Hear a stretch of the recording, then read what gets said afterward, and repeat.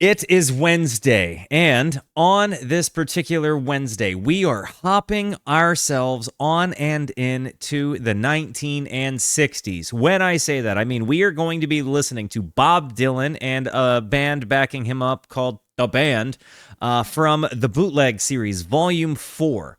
Following that up with a viewing collectively with this lovely group of people of Festival Express. Like, we're jumping deep into the 60s, and I could not be more excited. Guys, this is one that I'm told a lot about. Now, we are kind of a little bit all over the place with my Bob Dylan chronology. Just to let you know, this happened, as far as I can tell, between Blood on the Tracks, or not Blood on the Tracks, Blonde on Blonde, and what is it? Blonde on Blonde and John Wesley Harding, I think. This is where the band was backing Bob up. Apparently, a lot of people were really mad about it. They were booing him. I am told that this is the alleged Judas concert, where apparently somebody screamed at him that he was Judas. Now, I'm pretty juiced about this. Now, we've covered the band. The band is also on the deep dive list along with Bob. This album is kind of setting us up for our monthly album theme for the monthly album tour next month, which I will just go ahead and let you know is a deep dive themed month. We're even including some Wednesdays to cover some of the longer albums of the deep dive, like Ween and Tool, but neither here nor there. We're going to, be visiting Bob and the band again. So I wanted to cover the overlap in the Venn diagram of these two acts, especially knowing what one meant to the other, having heard songs from Big Pink and the Basement Tapes. I'm juiced. I'm told that this is going to be one of those albums where the music is ripping and everybody is just mind blown that the audience doesn't like it. I recently watched Robbie's documentary, Once Were Brothers or We Were Brothers. I'm pretty sure it was, I forget which it is, but I watched that documentary and hearing the story of him playing as Bob's backup band, feeling like they were just making earth-shatteringly good music and getting booed every night, caused Levon to literally leave the band and go pump oil in the Gulf of Texas. So, this particular band that we're about to hear is kind of a prequel to what we would end up seeing at Big Pink. And Levon was not on this tour. Got it. Okay, so this is the band without Levon. Oh, that's almost really sad. Yeah, guys. I'm pretty juiced about this one. We're going back a little bit in my Dylan chronology, but we're apparently checking off something that is absolutely mandatory on the Bob Dylan chronology. So, guys, you have to let me know. This is a music discovery stream. Have you heard this performance before? I'm sure you've heard of Bob Dylan. I'm sure you've heard of the band, but have you heard their overlap? Or are you raw dogging a first listen and discovering along with me? Are you familiar or are you a raw dogger? Be sure to let me know. Guys, I'm going to hit the play button. Before I do, it is very important to me that you know that you are awesome, that you are valuable, that you are important, that you matter, that you are deserving of love, and that I am abundantly grateful for even a moment of your time. If you like what you see, feel free to hit the like and the subscribe button. It goes a long way to help me out. If you really like what you see, leave a comment. I would love to hear from you, or join us on Kick or Twitch. I stream every Monday, Tuesday, and Wednesday at 8:30 p.m. Arizona time, every other Wednesday at noon for long, fun streams like concert films and long concerts. And I know I speak for all of these beautiful people over here when I say we would love to have you by. Guys, this is going to be a fun one. Thank you for being here. We're digging into some greats. Let's go ahead and open this thing up. Live 1966, the Royal Albert Hall concert, Bootleg Series, Volume 4, Bob Dylan and the band. Opening up with She Belongs to Me. Excuse me. And welcome to the Rooskies. Rooskies, make our new friends feel at home, by the way.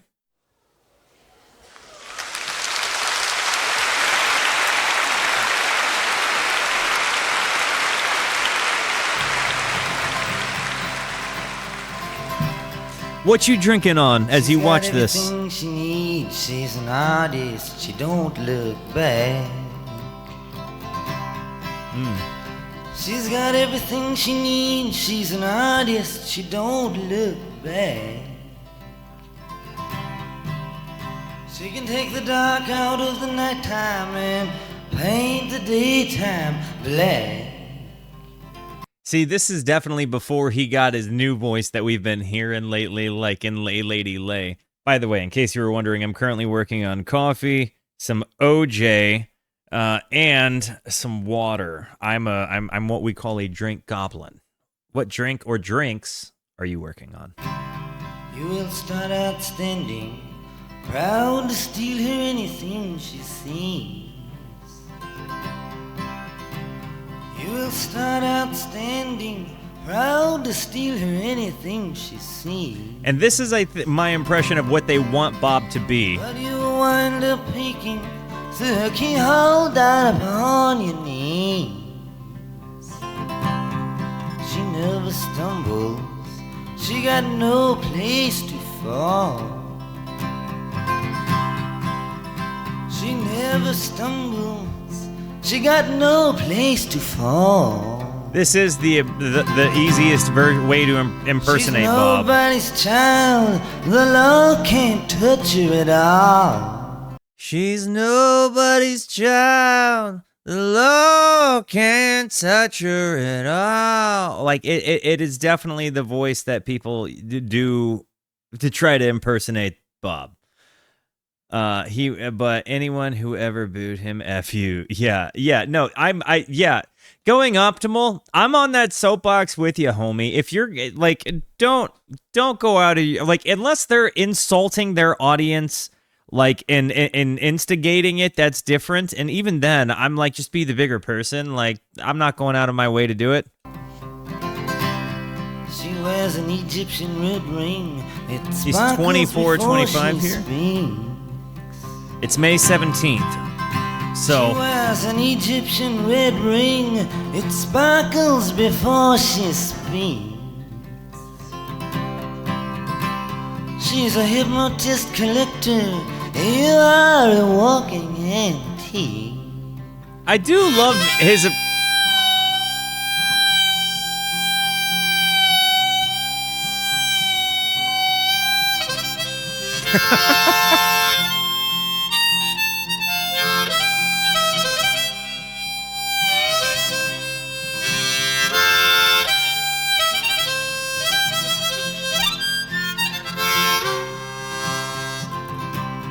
Dude, so again, it's kind of crazy to me, like, because this is amazing. I think we can all agree, like, when you hear this, they've just got the mixing so perfect. He's got this, you can really hear the room, like, just in that kind of, like, big hall reverb sound that you know is real and not, like, modulated in any way. And then the harmonica sound, like, he is a fantastic harmonica player. He's doing this live, and it's crazy to me that I know we're listening to this, and this is like the version of Bob that people want, and then the band comes out behind him, and that's when people boo. Like, it's nuts to me, because this is fantastic, but how can you not want to Honor her on Sunday, salute her when her birthday comes. Bow down to her on Sunday, salute her when her birthday comes. For Halloween, give her a trumpet, and for Christmas, buy her a drum.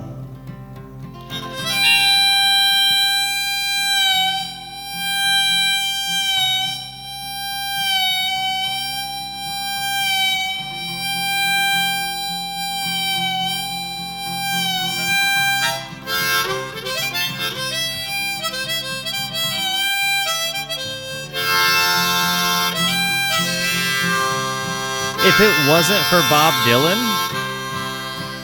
and Ambrose Kenny Smith, I would never have gotten harmonicas and started learning to play. That's as true as I can be about it. I've been like Bob and Ambrose Kenny Smith 100% made me think I needed to learn how to play the harmonica. Neil Young ended up just being the first accomplishable artist that I could, like, emulate, but, like, Bob's work on the harp with the guitar around his neck is actually bonkers to me. His breath work is truly nuts. Fourth time around.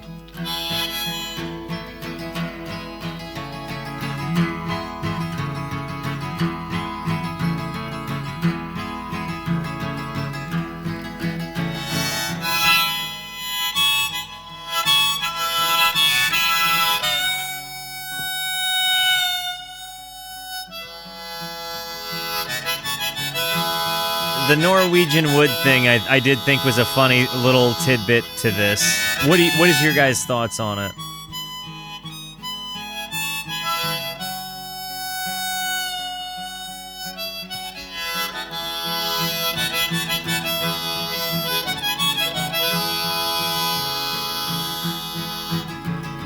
When she said don't waste your words, they're just lies, I cried she was deaf. And she worked on my face until breaking my eyes and saying, what else you got What's left? up, Chef Clayton in the kitchen? It was then that I got up to leave, but she said, don't forget. Everybody must give something back for something they get. I stood there and hummed. I tapped on her drum. I asked her how come. And she buttoned her boot and straightened her suit, and she said, don't be cute. So I forced my hands in my pockets and felt with my thumbs, and gallantly handed her my very last piece of gum. He really is so intimate with the Threw me mic. outside. I stood in the dirt where everyone walked. But when finding out I'd forgotten my shirt, I went back and knocked. I waited in the hallway as she went to get it, and I tried to make sense out of that picture of you in your wheelchair that leaned up against her Jamaican rum. And when she did come, I asked her for some. His intimate performances are really, really, really nice. Like, I know that in a lot of senses, what you're hearing on his studio albums are live performances, right? Like, they capture lightning in a bottle. But when you hear him on a stage, it is tremendously different. You get a much broader sense of how big the room is. The way they've captured the guitar and the microphones, it just kind of honestly sometimes sounds better in this, like, to me, in this context than even some of his studio recordings. She said, no, dear. I said, your words are not clear. You better spit out your gum. She screamed till her W's face for my got so wife who's at red, work, and everybody. she fell on the floor. Here's to her. I covered her up and then went and looked through her drawer. And when I was through, I filled up my shoe and brought it to you. And you took me in. You loved me then. You didn't waste time. And I never took much. I never asked for your crutch, and I don't ask for mine. Fourth Time Around is one of those punch to the heart songs, dude.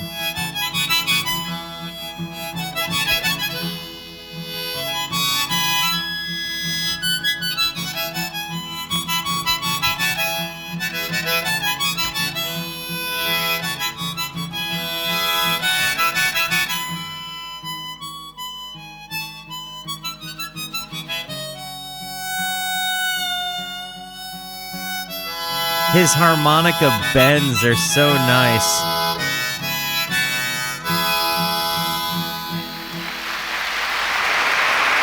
Like truly, I understand why people love this, right? And again, his harmonica work is so expressive. You know, when you hear me talk about like the bends in his harmonica, give me a moment. I'll kind of show you what I mean by that. But so basically, when I'm talking about his bends,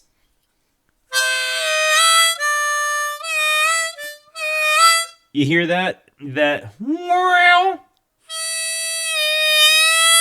If you reshape your mouth a little, like while you're pulling in or blowing out, it's going to alter the note as it comes through. So instead of just a standard pull, Bob is consistently moving the inside of his mouth as he's doing a lot of this.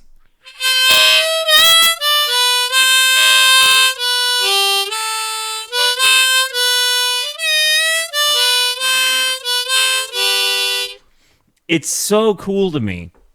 Like, it really is just one of those, you know, like super expressive ways to play.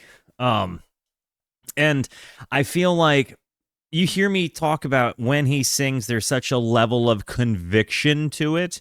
I feel that kind of same feeling, that same punch to the gut of actual like emotion coming out of his harmonica playing.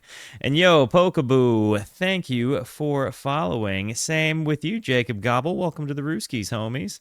No, this is not from Spotify. This is on Tidal. I literally say that and then end up with a connectivity issue. Hilarious. Kidding. Visions of Johanna. And so far, we've only heard Bob and Bob's harmonica. We have not heard any members of the band.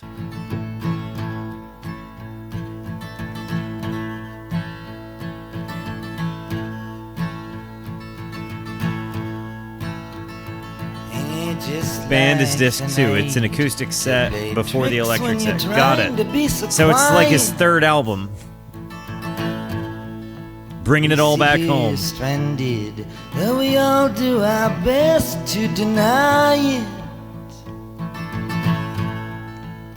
And am I alone in thinking that sometimes maybe some of these songs sound better in the live setting than they did on the studio album? Louise holds a handful of rain, tempting you to defy it. Lights flicker from the opposite loft. This is the In correct. this room, Okay. The heat pipes just coughed. The country music station plays soft, but there's really nothing to turn off. Because I've listened to Visions of Johanna at this point now in my Dylan experience like hundreds of times, and I am immediately taken with this one versus what's on the studio. Just Louise and her lover so entwined, and these visions of Johanna that conquer my mind. I actually think I have because of Mel.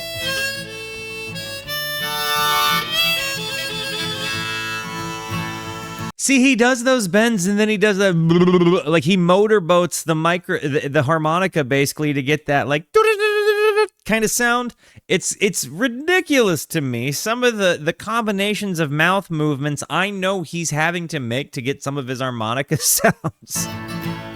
And all while propped up. In the empty lot where the ladies play blind man's bluff with the keychain. And the all-night girls, they whisper of escapades out on the D-train. We can hear the night watchman click his flashlight, ask himself if it's him or them who should be insane. But Louise, she's alright, she's just near. She's delicate, she seems like the mirror. I don't know if it's like the mix is better or something. Like, I don't know what it is, but it's like his guitar playing. Maybe it's a little bit sharper.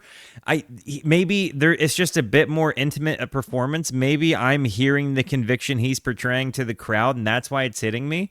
But this is like just, I think, all around a better version than the one you get on the studio album. The energy of the room for sure has something to do with it. Concise and too clear that Johanna's not here. The ghost of electricity howls in the bones of her face, where these visions of Johanna have now taken my place.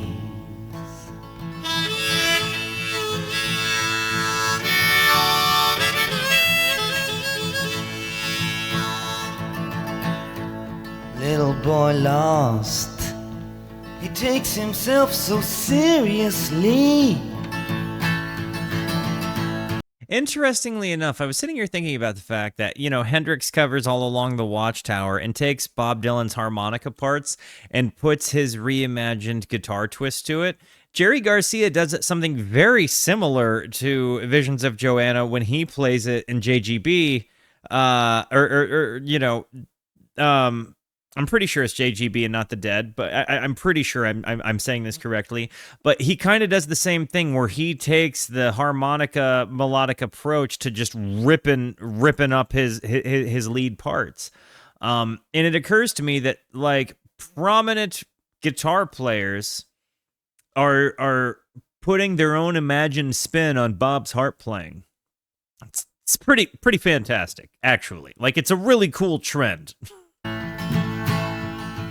He brags of his misery. He likes to live dangerously.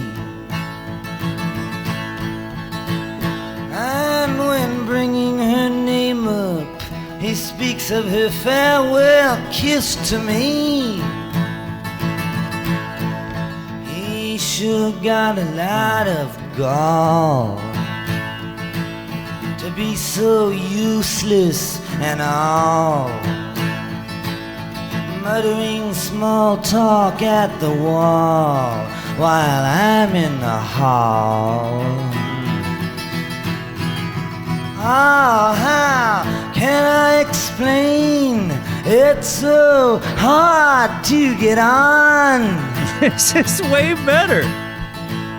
And these visions of Johanna, they'd kept me up past the dawn.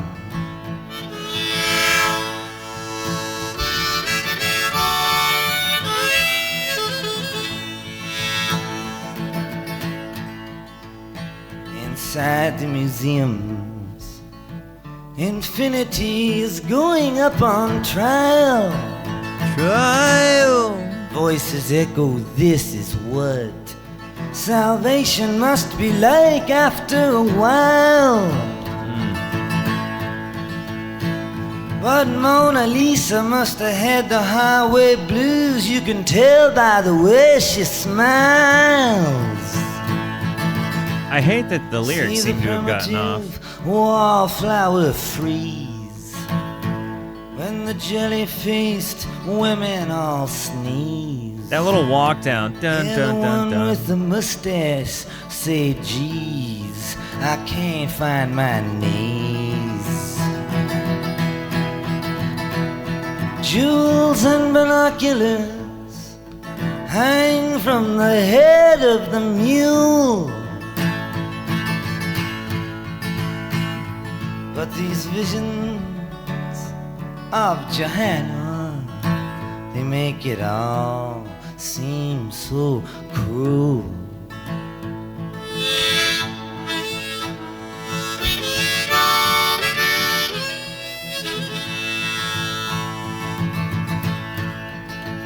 The fiddler now speaks to the countess who's pretending to care for him, saying, name me somebody that's not a parasite, and I'll go out and say a prayer for him.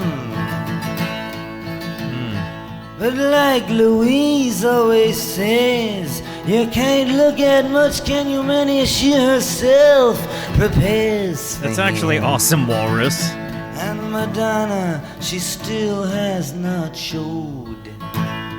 We see this empty cage now corrode, where her cape of the stage once had flowed. The fiddler, he now steps to the road. He writes everything's been returned which was owed on the back of the fish truck that loads, while my conscience explodes. You can hear him turning. Play the skeleton keys and the ring. Like, you could hear him turn and back off the mic as if he's kind of farther away from it. And it's just, it makes it feel like you're in the room. I really love that they didn't try to fix what wasn't broken with this moment in the audio. And these visions of Johanna are now all that remain.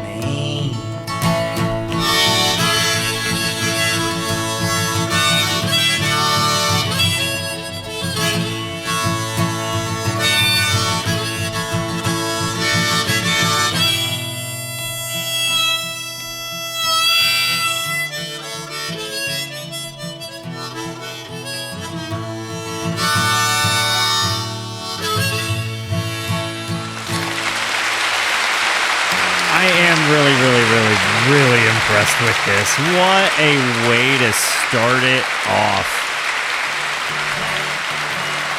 Oh, man. I'm just seeing the songs that are coming, and my heart is exploding with excitement. We're getting It's All Over Now, Baby Blue, Desolation Row, Just Like a Woman, and Mr. Tambourine Man. This is going to be such a powerhouse front end. And then we get Lay Band. Guys, this is yeah, we're coming into some really friggin' heavy hitters. Twitch is gonna make me run an ad, so I'm gonna run it so none of us miss anything. Guys, take your moment, stretch out, do what you gotta do. I will be back in a few.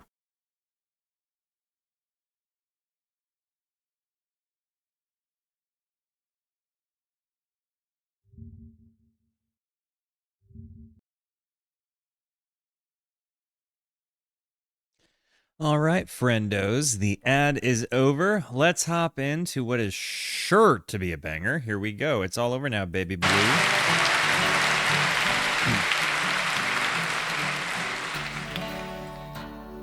Oh, so excited.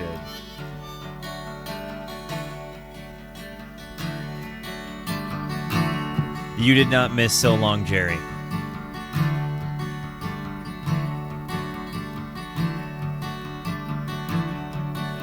Must leave now, take what you need, you think will last. But whatever you wish to keep, you'd better grab it fast.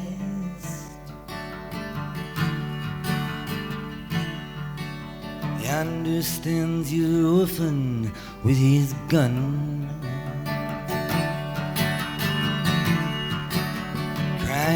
like a fire I have not, Jacob. Sun. This is such an emotional song, dude. The saints are coming through, and it's all over now, baby blue. It really is. Like, you get such a sense of the room that he's singing in. The is for gamblers, better use your sense.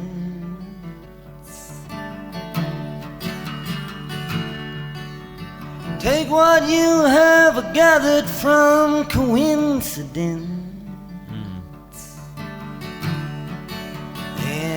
empty-handed painter from your streets. Sometimes I feel like he puts his own life lessons into his lyrics, you know, like when you kind of look back at his life in retrospect and like see his lyrics, it feels like you kind of see some of the writing is maybe a reflection of his own journey thrown into, like, he has so many little wisdom nuggets in there that feel so deeply personal, but sometimes thrown into marvelously abstract what the heck, Bob, kind of lyrics. It's, you know, the highway is for gamblers, better use your sense. Take what you have gathered from coincidence. The empty-handed painter from your streets is drawing crazy patterns on your sheets. You know, like, wisdom nugget, what the frig? Is drawing crazy patterns on your sheets. The sky too. Mickey the is Mousey, floating thank you for over the sub. And it's all over now, baby blue. All your seasick sailors, they're all rowing home.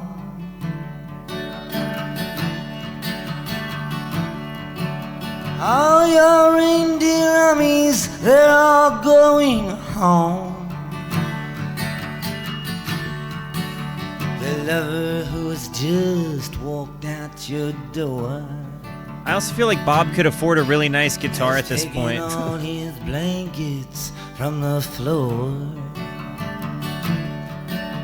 Because some of his early folk recordings, it feels like he was playing some pretty beat up guitars, but this one feels like it's pretty dialed in for him. You know what I mean? It feels like it's intonated. I'm not hearing buzzy dead frets on it.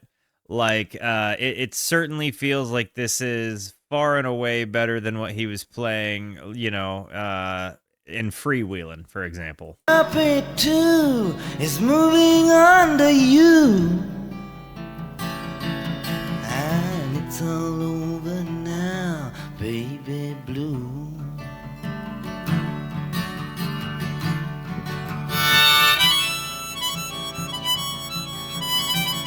Really? Maybe it's just Mike's better. Or new strings, I don't know.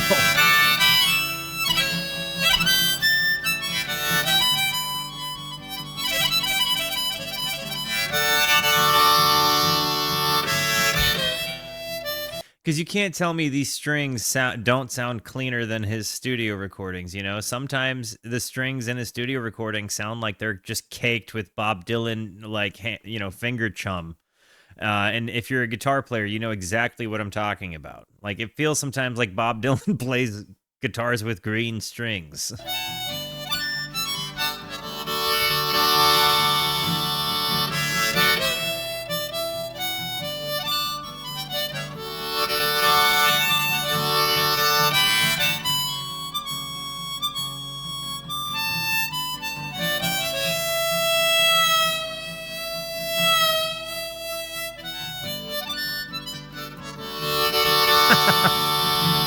So expressive, dude.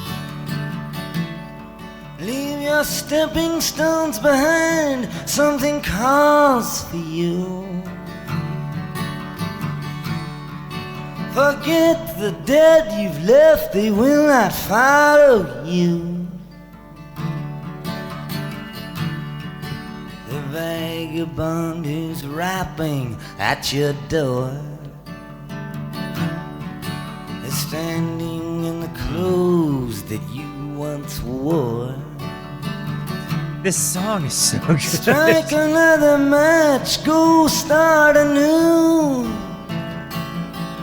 And it's all over now, baby blue.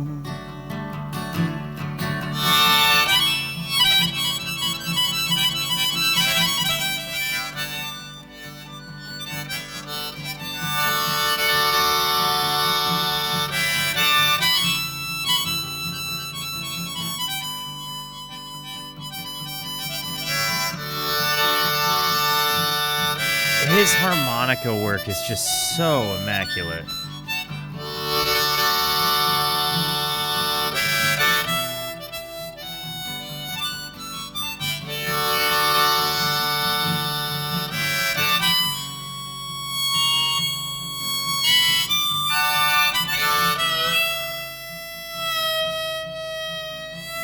gnarly bend there.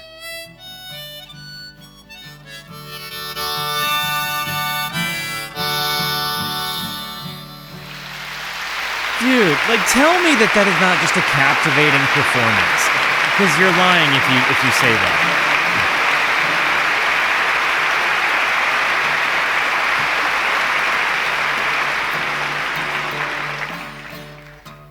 Desolation Row was next, I think? Yep. Oh. This is one I'm actually really excited about. This one was a grower for me, believe it or not. A lot of people were, I think, kind of puzzled with me, but it didn't land on me immediately. But this one was certainly a grower. It was one that, like, multiple listens, I think, really helped me grow to appreciate it. And I don't think anybody's done it as well as he has. I've heard plenty of people try.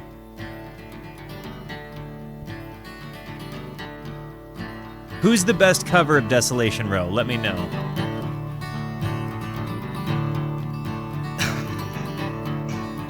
They're selling postcards of the hanging. They're painting the passports brown. The beauty parlors filled with sailors. The circus is in town. Here comes the blind commissioner. They've got him in a trance. One hand is tied to the tightrope walker. The other is in his pants. And the riot squad, they're restless. They need somewhere to go. As Lady and I look out tonight from Desolation Row. Interesting question to pose to the chat and to the YouTube comment section. Did Bob's voice, when he quit smoking, change to the lay lady lay voice? You know, whatever color you have, or was that voice in his wheelhouse the whole time, and quitting smoking had nothing to do with it? Because I don't think that there's any way, shape, or form that quitting cigarettes, no matter what, like, even if you're on the cigarettes, like, if you're on cigarettes and you quit cigarettes, like, your voice is going to change, but, like, not from, like, you know, this to that.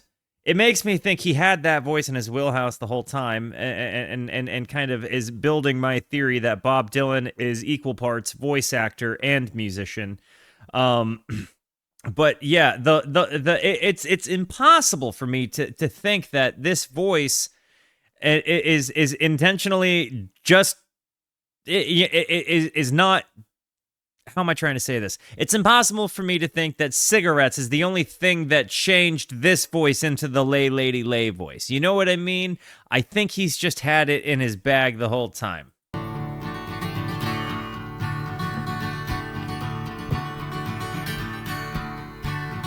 Cinderella, she seems so easy. It takes one little one, she smiles and puts her hands into her back pocket, Betty Davis style. And in comes Romeo, he's moaning. He belonged to me, I believe. And someone turns and says to him, my friend, you'd better leave.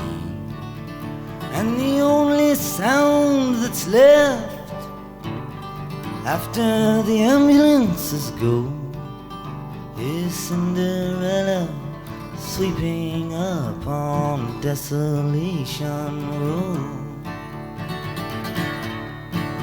Now the moon is almost hidden. The stars, they're just pretending to hide. The fortune-telling lady has even taken all her things inside. Can we also agree that it's an impressive feat for any human being to remember all of the lyrics to Desolation Row and then play them? It's a lot of words, dude. All except for Cain and Abel and the Hunchback of Notre Dame. Everyone is either making love or else expecting rain. It does help if you're the author. I And the can't Good disagree. Samaritan, he's dressing, he's getting ready for the show. He's going to the carnival tonight on Desolation Row.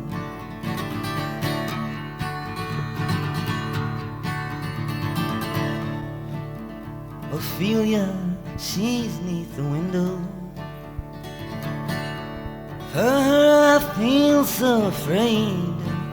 Looks like it's almost catching up. 22nd birthday, she already is an old maid.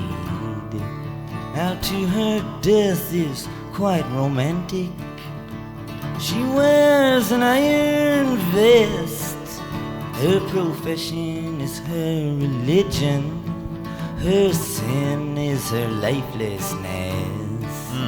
And though her eyes are fixed upon Noah's great rainbow, she spends her time peeking into Desolation Row. I would love it if you guys would give me what your interpretations of Desolation Row are. Because I feel like it's kind of speaking into a common condition of humans, you know, hopelessness and our tendency to kind of look within ourselves. And I think he paints it through a whole bunch of different people's perspectives.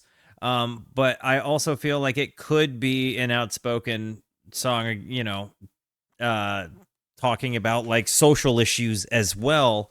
But I'm definitely interested to know if you think it's like about a specific place, if you think it's kind of speaking into the common existence of man and looking into our darkness, you know, what, let me know. Half the fun of doing this is the lyrical discussion, right? Einstein disguised as Robin Hood, with his memories in a trunk. Passed this way an hour ago with his friend, some jealous monk. Now he looked Got the lyrics wrong. immaculately frightful as he bummed his cigarette. Then he went off sniffing drain pipes and reciting the alphabet.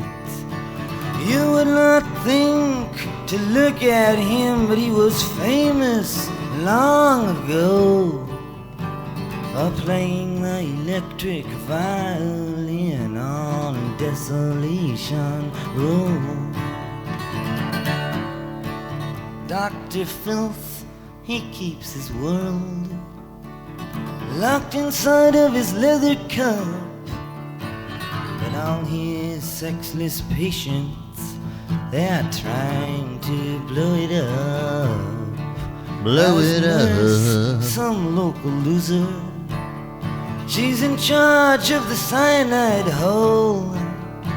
She also keeps the cards that read, "Have mercy on his soul." They all play on the penny whistle. You can hear them blow if you lean your head out far enough from Desolation Row.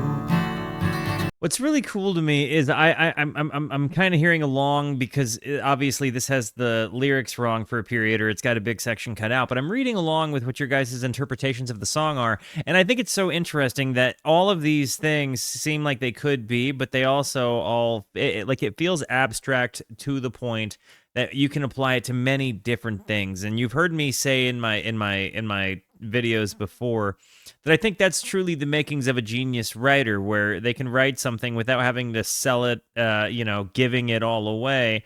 Let the interpretation be the truth. And I think Bob's writing style is specifically that. Like, his writing is to let people's interpretation of his writing be the truth of what he was writing about.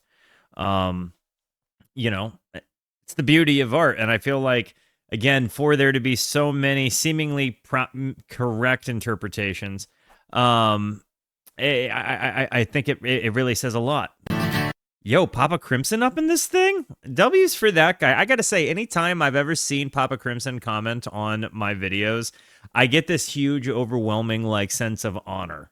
So, W's for Papa Crimson, who has provided a lot of good guidance when it came to the Bob Dylan journey, by the way. Street, they've nailed the curtains. They're getting ready for the feast.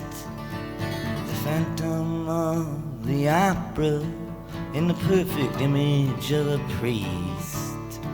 They are spoon-feeding Casanova to get him to feel more assured. Then they'll kill him with self-confidence after poisoning him with words. And the Phantom shouts to skinny girls, "Get out of here if you don't know." Casanova, he's just being punished for going to Desolation Row.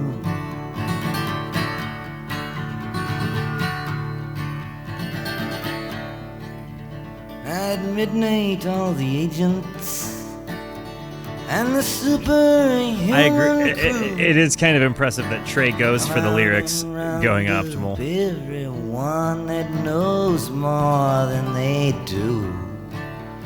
And they bring them to the factory with a heart attack machine is strapped across their shoulders and in the kerosene is brought down from the castles by insurance men to go check to see that no one is escaping to Desolation Row.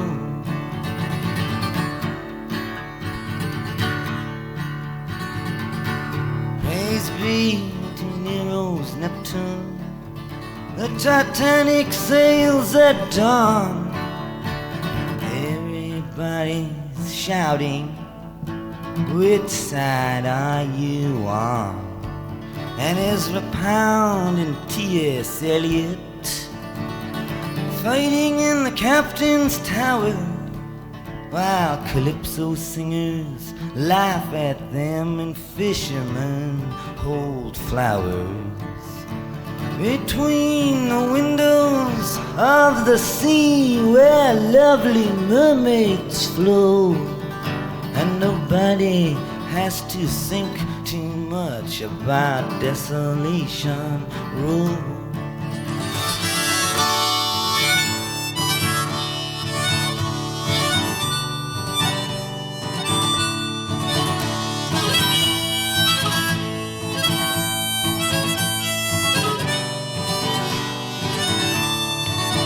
His tempo keeping.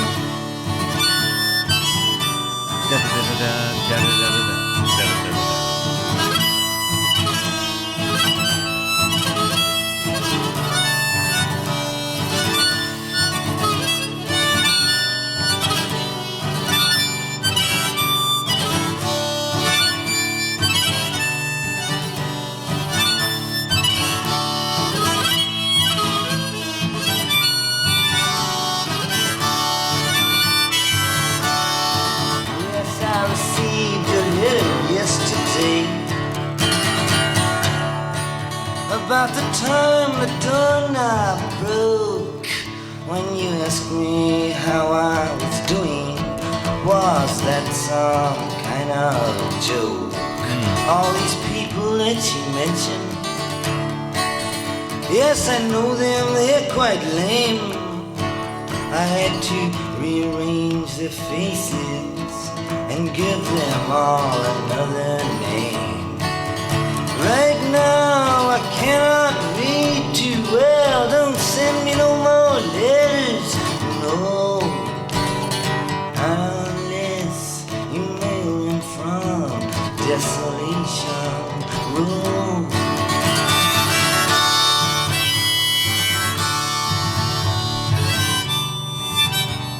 You can hear him moving on the stage. I love it.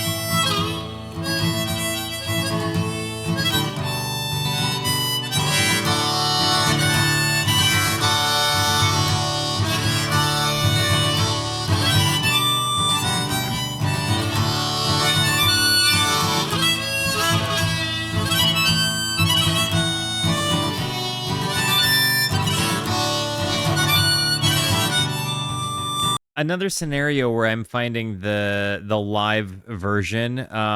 This album just seems alive. It does. I was literally getting ready to say this is another scenario where I'm finding the live version to be better to me than the album. And again, that goes a long, long way.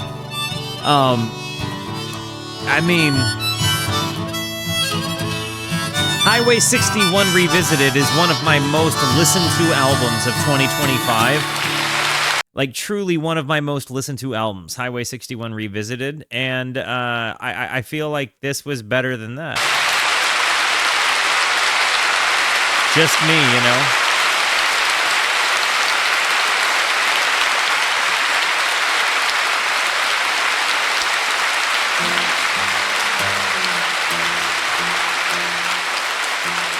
What was the next one? Just Like a Woman. Oh, yes. Let's go.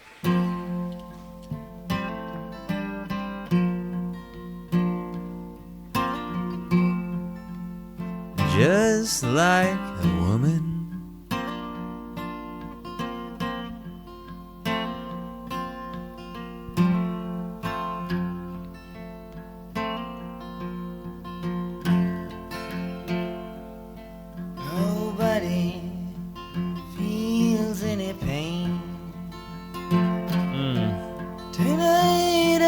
Stand inside the rain. Everybody knows that baby's got new clothes, but lately I see her ribbons and her bows have fallen from her curls. She takes just like a woman. Yes, it does. She makes the ad-libs. Love like a woman. Yes, it does. Yes, it does. Yes. And she aches. So nice. Just like a woman. But she breaks just like a little girl.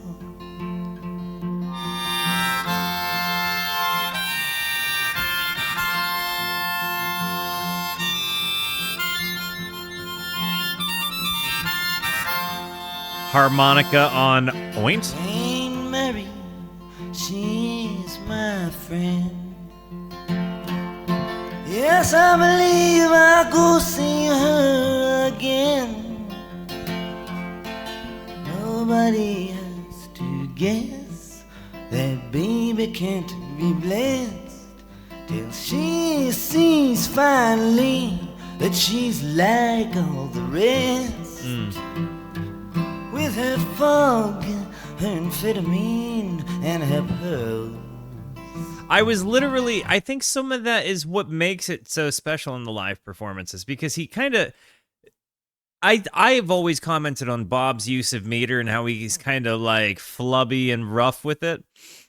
Like it's kind of loose and sometimes feels rushed, sometimes it feels too slow.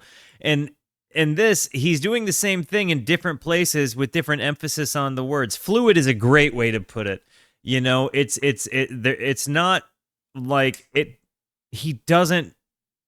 It almost is like he makes sure to hit some things intentionally different, but provides them a different kind of thing. It's just really, really, really interesting to hear how he changes his performances and kind of elevates them with whatever feels right in kind of the live moment. She takes just like a woman. Yes, it does. She makes love like a woman. Yes, she does. And then she aches just like a woman. But she breaks just like a little girl.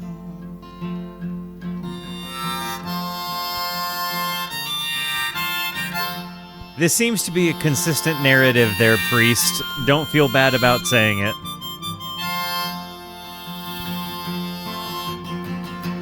It was raining Because we can agree from this the is fantastic. first, and I was dying there of thirst, so I came in here. And your long time curse hurts, but what's worse is You know, a 60-year career, they can't all be bangers. You know what I mean? this pain in here. I can't stay in here. Ain't it clear that I just don't fit? Yes, I believe it's time for us to quit. But when we meet again and are introduced by friends, please don't let on that you knew me when I demand only bangers. I was hungry and it was your world. You're fake just like a woman. Yes, you do. You make love like a woman. Yes, you do. And then you ache just like a woman. By the way, Rooskies, But welcome you our new break friend to the Rooskies just Priest. like a What's up, homie? little girl.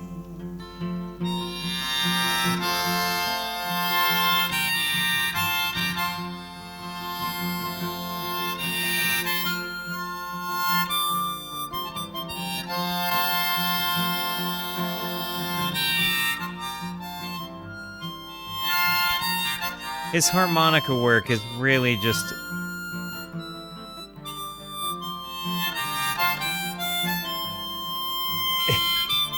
It's so fantastic.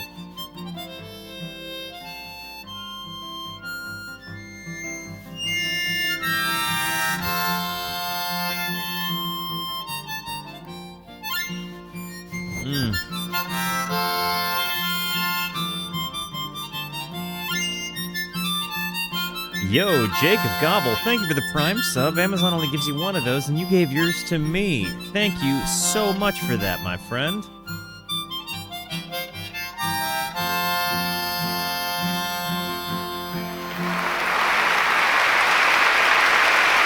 I can't, like, so look, as taken as I am with this, right? Like, I'm so moved, Bob, as a captivating performer.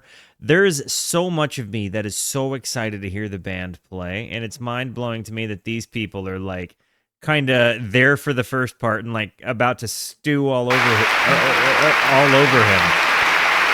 Yo, Fosdat, welcome to the Rooskies, homie. I hope you stick around for side 2. Rooskies, make our new friend feel at home. Coming into Mr. Tambourine Man, words can't describe my excitement.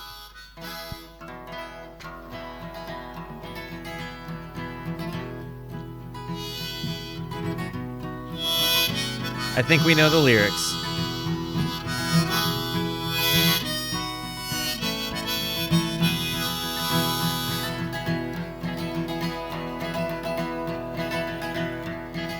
This is a favorite of mine. I'm not gonna lie.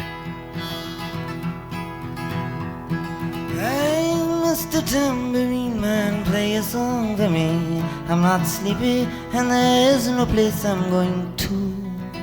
It's different than bringing it all back home. Hey, Mr. Tambourine Man, play a song for me. In the jingle jangle morning, I'll come following you.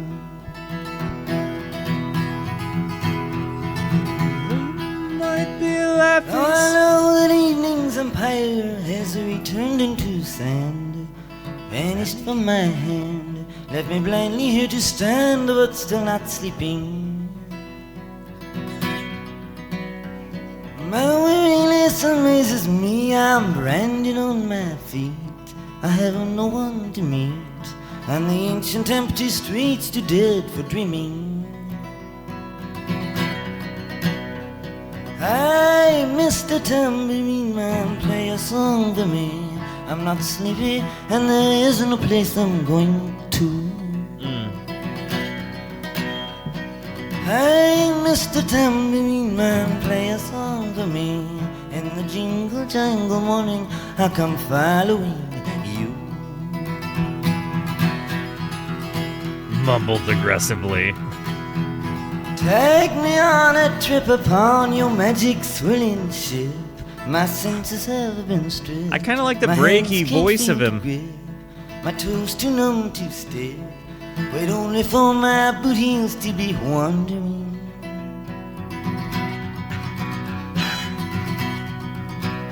I'm ready to go anywhere. I'm ready for to fade into my own parade. Cast your dancing spell my way. I promise to go under it. Hey, Mr. Tambourine Man, play a song for me. I'm not sleepy and there isn't a place I'm going to. Going to. Hey, Mr. Tambourine Man, play a song Yeah, for me. probably Crimson. In the LOL. jingle jangle morning, I'll come following you.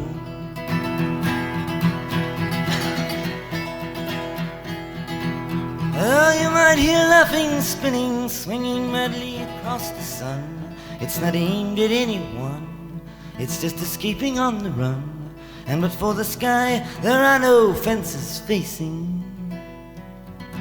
This song is so good, dude. And if you hear vague traces of skipping reels of rhyme to your tambourine in time, it's just a ragged clown behind.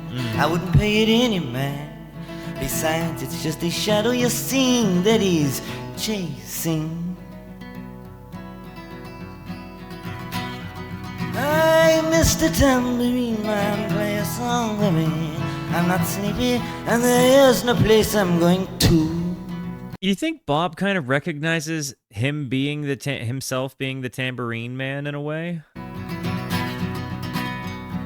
Hey, Mr. Tambourine Man. You think that's play a lost song on him? for me. In the jingle jangle morning, I'll come following you.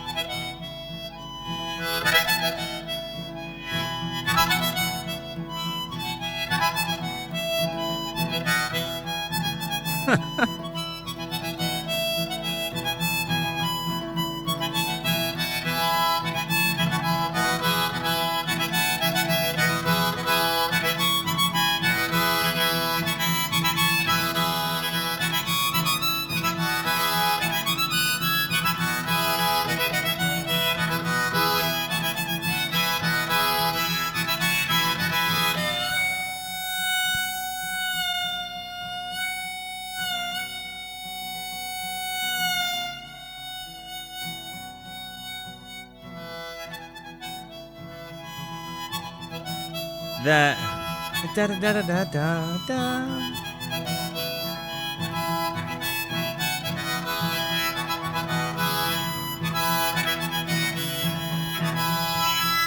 Yeah, for sure, IDK. Welcome to the Rooskies. Welcome to the Rooskies. This is fantastic. This is maybe my favorite Bob moment on harmonica right now.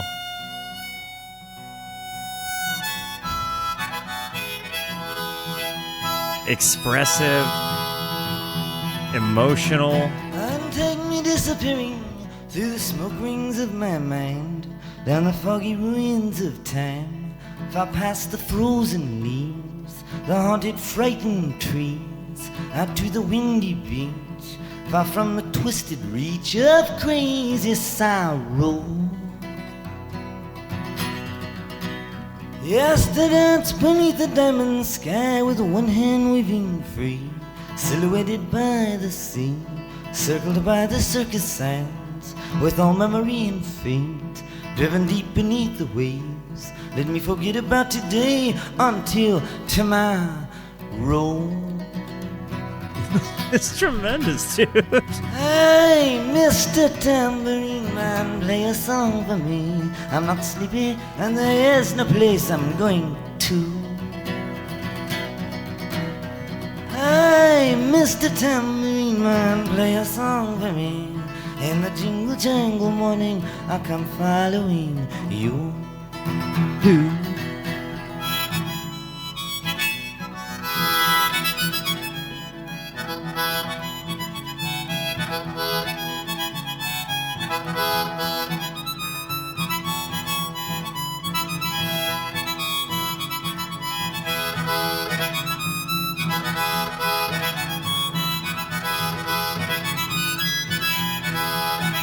I think that this is my favorite Bob Harmonica song right now. This just moved into number 1. Recency bias considered and all.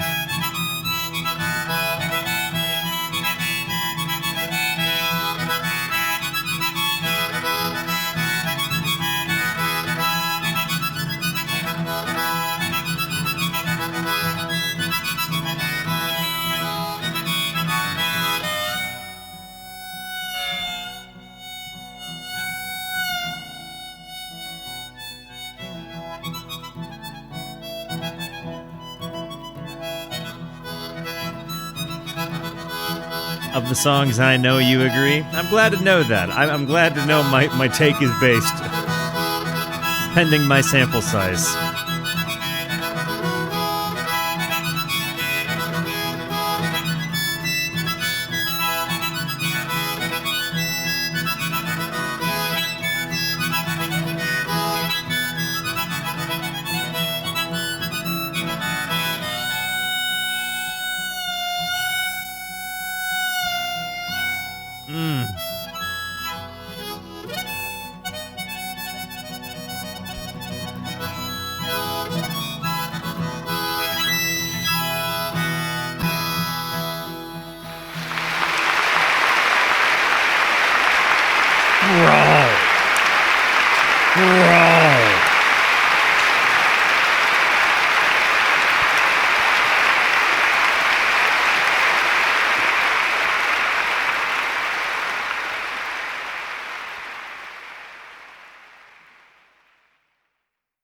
I didn't hear it. So, that was a ridiculous amount of fun. After trying to do these kind of solos for my harmonica with my mouth is so drenched from saliva, he does for 5 minutes. Yeah, no, I can absolutely attest to the fact that it is not easy to do this whatsoever with your mouth or harmonica. I'm really impressed. Guys, that was fantastic. That's truly my first impression of like a live Bob Dylan. You know what I mean? Like I've heard of studio album stuff, but this is really, and maybe I can't say that either because I saw him on The Last Waltz, but for his just acoustic guitar and harmonica playing, like this is my first impression of that. And it was tremendous. And I can absolutely see what the appeal of seeing him play was. Like you can feel his passion. You can see like that he puts his all into what it is you hear. So I'm really, really, really excited about the fact that we're coming into side 2 being like him backed up by like Robbie and the boys. I'm going to run a quick ad. I'm going to go pee. You guys do what you got to do. Let's come in and check out Tell Me Momma when we get back. See you in a moment.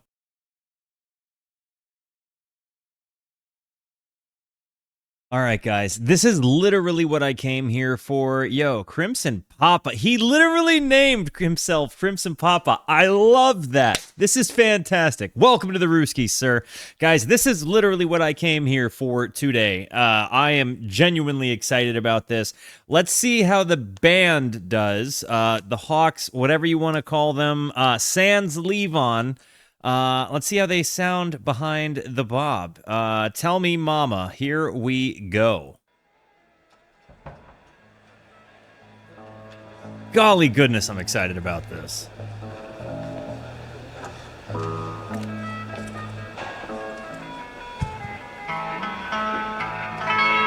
Such a different thing from the from what we just heard.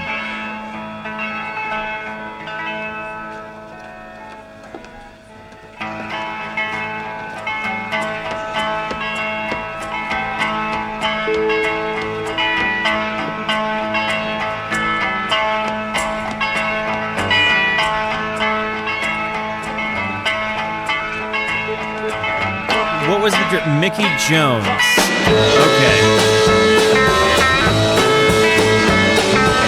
Listen to Danko go. Come on. Oh, black grass don't make no beer. Oh, black water don't make no tears. I don't think I know this song. I don't think I've heard Tell Me Momma. You say you love me, what we make me love. Don't you remember making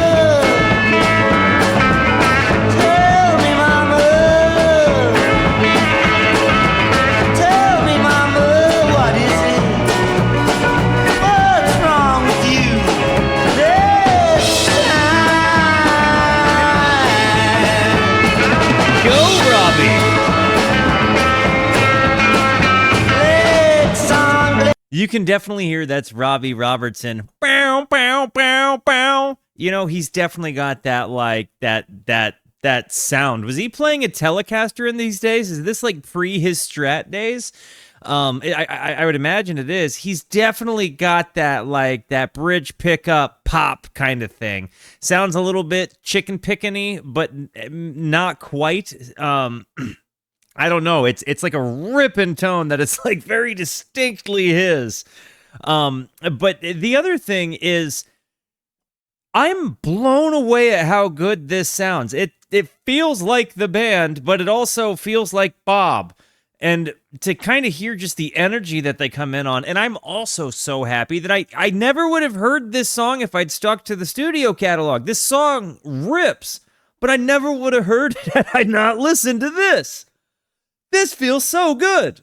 This can make pony run. Tombstone bacon can't get it done. Fool's gold in your teeth and cemetery hips. Lay outside of your graveyard lip. Are both Garth and Richard here too? Yeah, they are. Huh!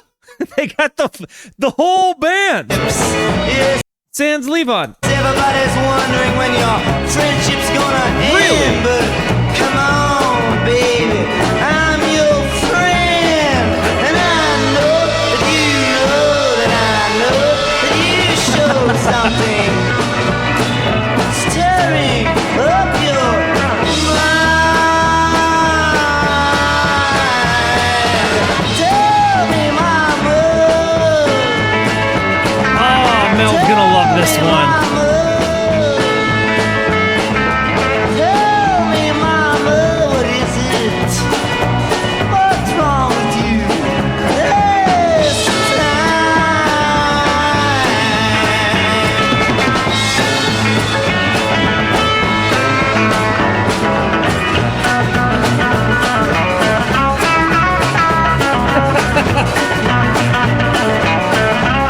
Robbie Robertson, ladies and gentlemen.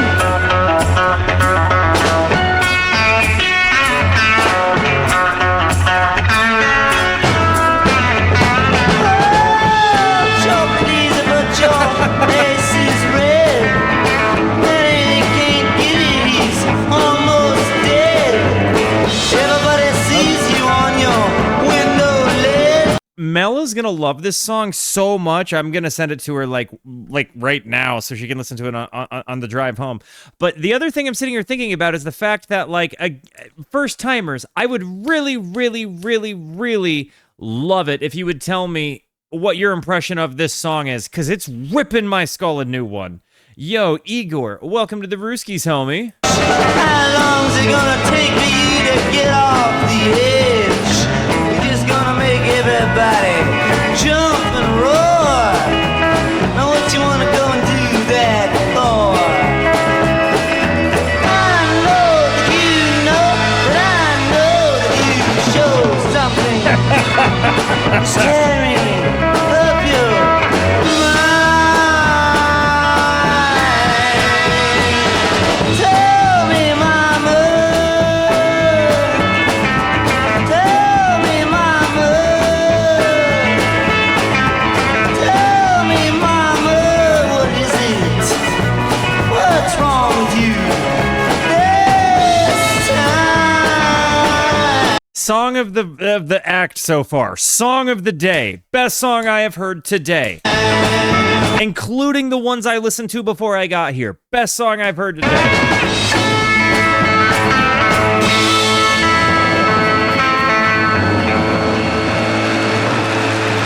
Amazing. Sending it to Mel now. It seems like they were clapping. Hang on. Let's go back and finish that track just to, because it seems like they were clapping. So.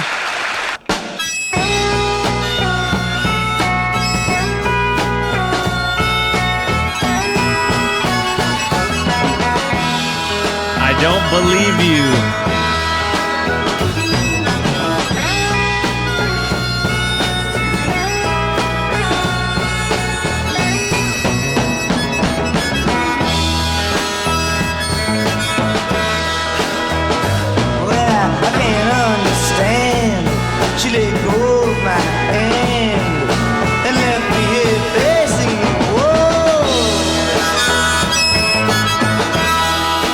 Yo, okay, just as for the record, it's daytime. It's a daytime stream, so we're getting a lot of people that wouldn't otherwise be able to attend the stream. So if you see a first timer in the chat, Rooskies, go out of your way to welcome them. To anybody in the Europe or in the States that are able to see me because you're awake at this hour, welcome. Thank you for being here. I really appreciate it. Yes, I sure like to know why she did go, but I can't get close to her.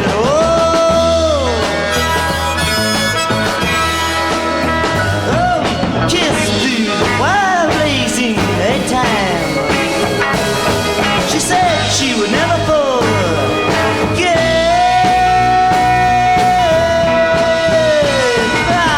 The morning is clear, and it's like I ain't here.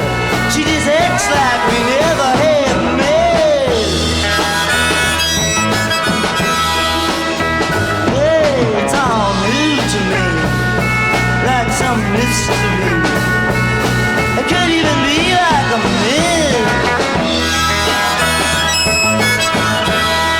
His harmonica rips with them. To think on, but she's the same one that last night I was with.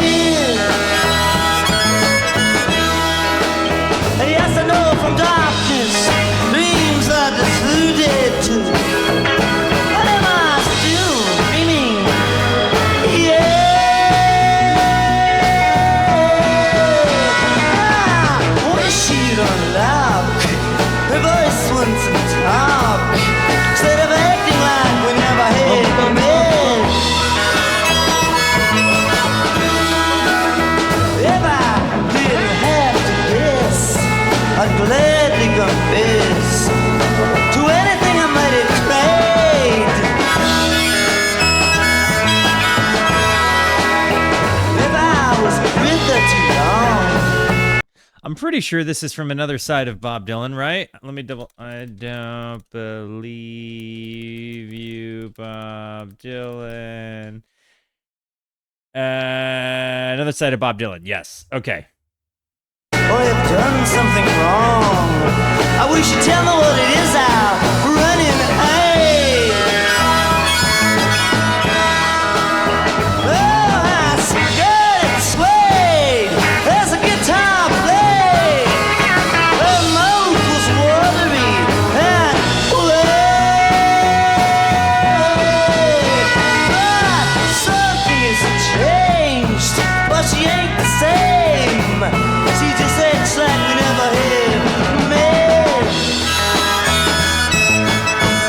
It just sounds like the band is having so much fun, and I think that's part of the appealing thing to listening to this, right? It's like they really do have such a chemistry, and it's a live, breathing, kind of organic thing that, like, when Bob goes ripping on his harmonica, and you hear that organ behind him, you know, like when he lets Robbie take that, you know, take those lead moments. Like, they really have such a dynamic. I mean, they are the band, right?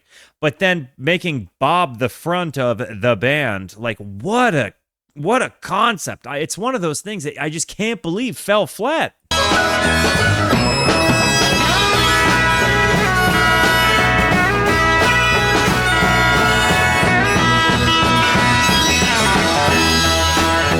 Like, listen!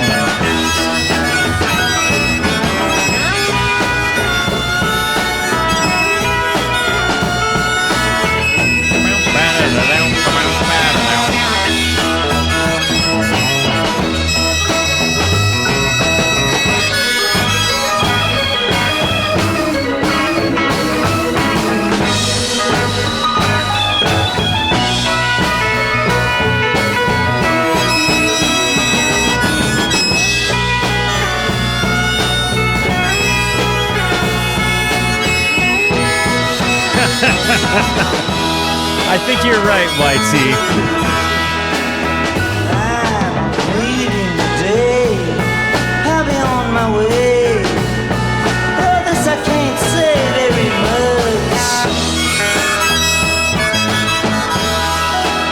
But if you want me to, I can be just like you and pretend that we never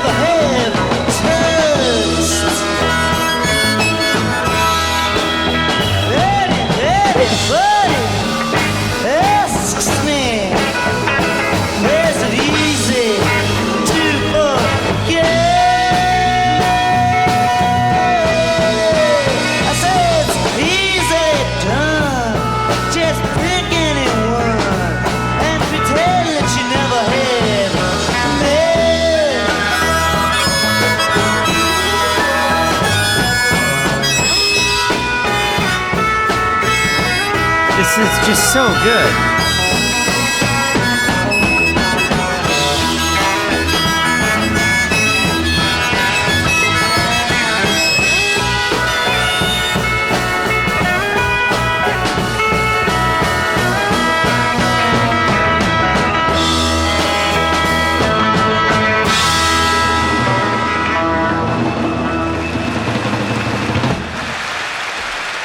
And so at this point, Levon has already gone to the Gulf of Mexico. So he's over there like pumping oil while his boys are playing with some other drummer and Bob Dylan because he's sick of being booed. It's just a mind-blowing story to me. Just how hard can I... Yeah, I he does a lot of overblows, but they're so on point when he does. And he utilizes them in these really big kind of crescendo of music moments. Hearing Robbie play lead on this stuff, like Robbie's a really good guitar player. I feel like people dunk on him because they don't like they don't like the stories they've heard, or like, the perspectives of him and like his personality, but like he's a very, very, very strong guitar player. I actually think he's probably a good person, and just, business happened in music. Hang on, I'm gonna let Clark out.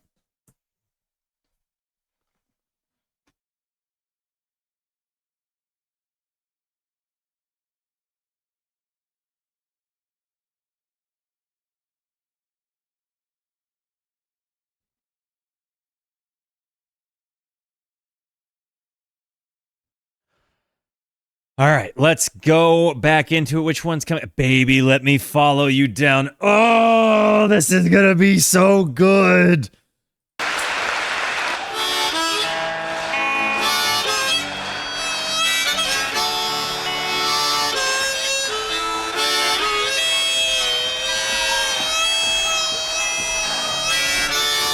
It's his personality that he puts into it, dude.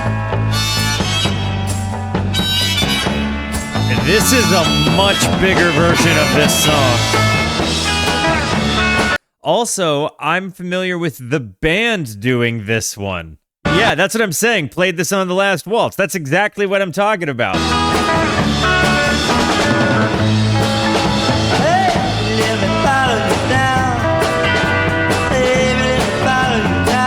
With Bob.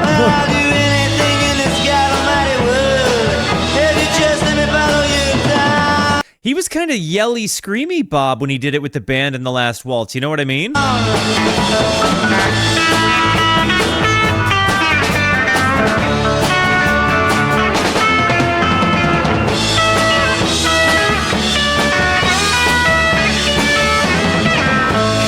Robbie!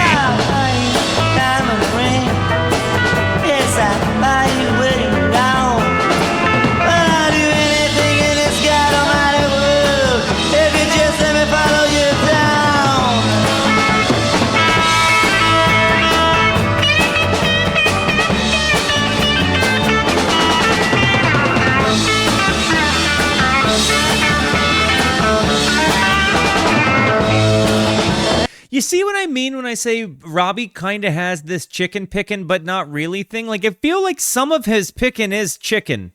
That's a funny way to say it, but it feels like he hybrids pick finger, and you get kind of a like, am I wrong in this? Does anybody have an idea on how he operates? Because it feels like some of the jangle, twang, and pop that you get, like he's sort of percussive in the way he plays these leads, but without like full-blown pop in the pickups. Is he a hybrid picker?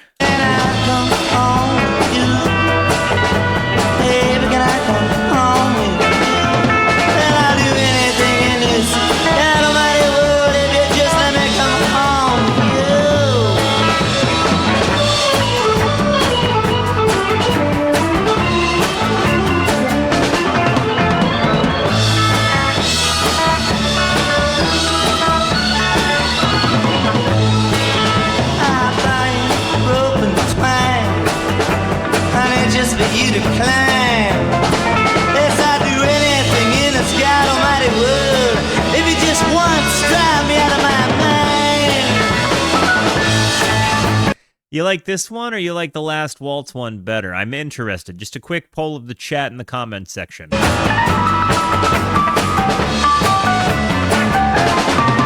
go, Garth!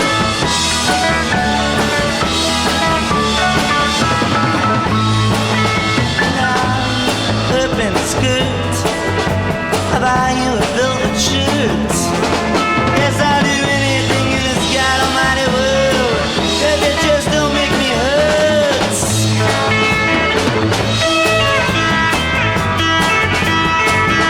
It's crazy what 10 years does.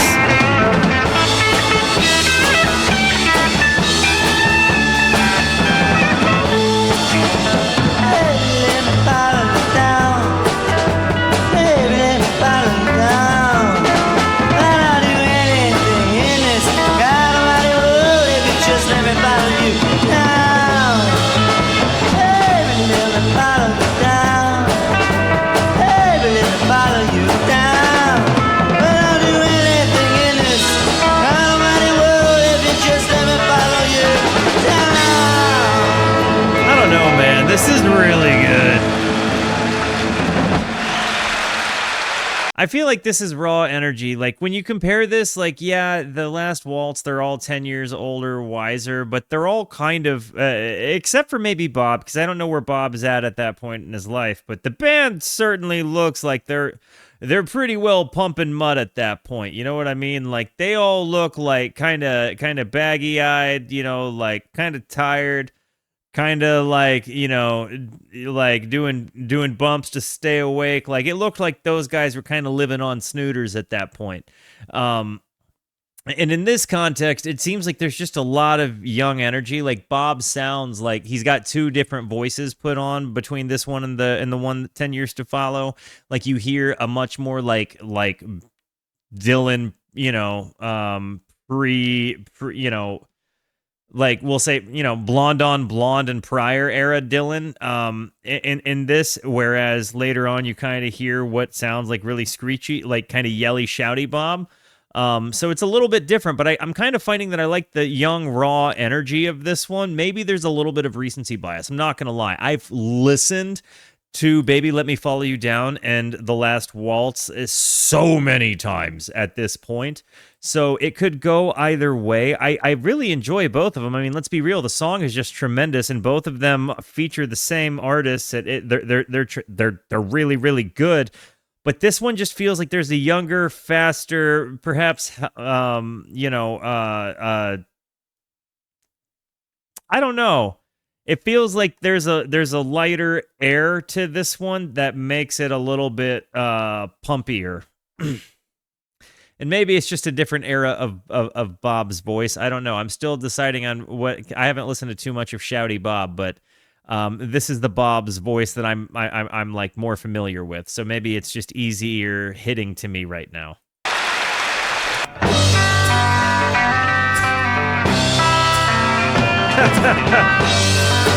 Just like a Tom Thumb's blues.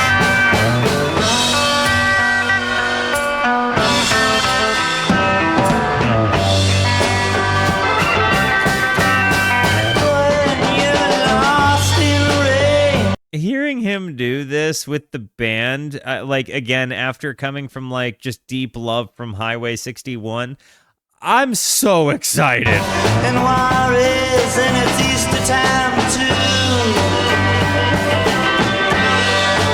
And your gravity's down, and negativity don't get you through. Just don't put on any ears when you're down on Rumog Avenue.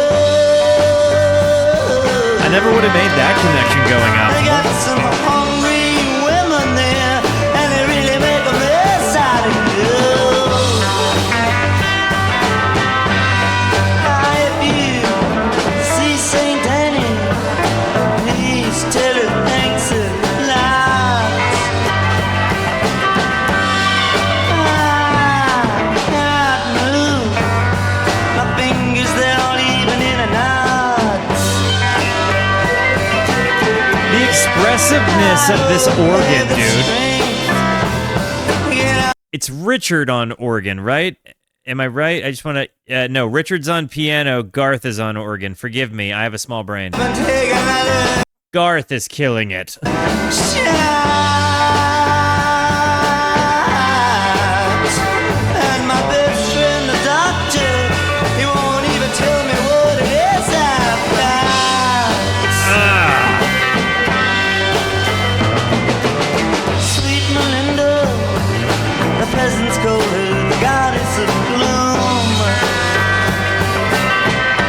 Is this the only recording of the Bootleg series that has Bob and the band? Or is this just the most popular? English, and she invites you up into her room.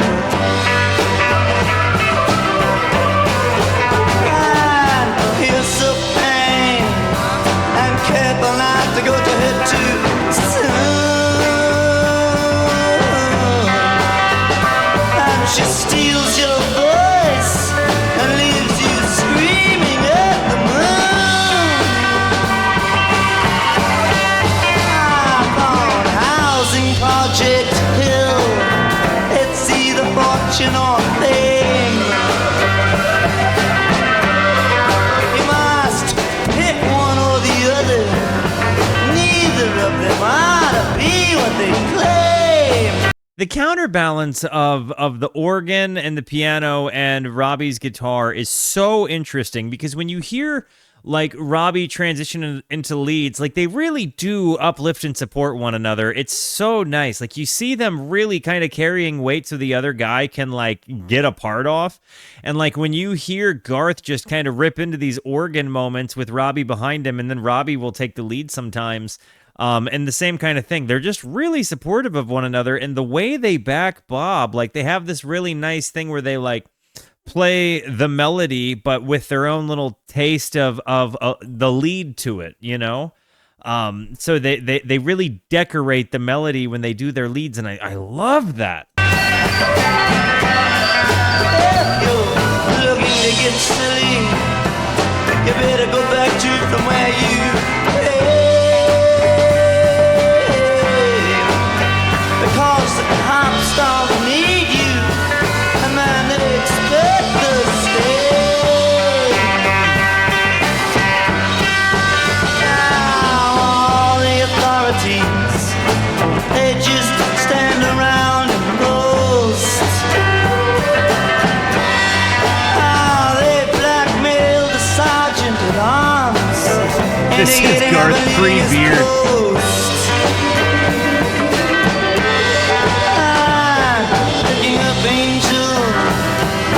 Just arrived from the coast. They looked so fine at first, but left looking just like a ghost. Frontman Bob is hitting me in the best place ever.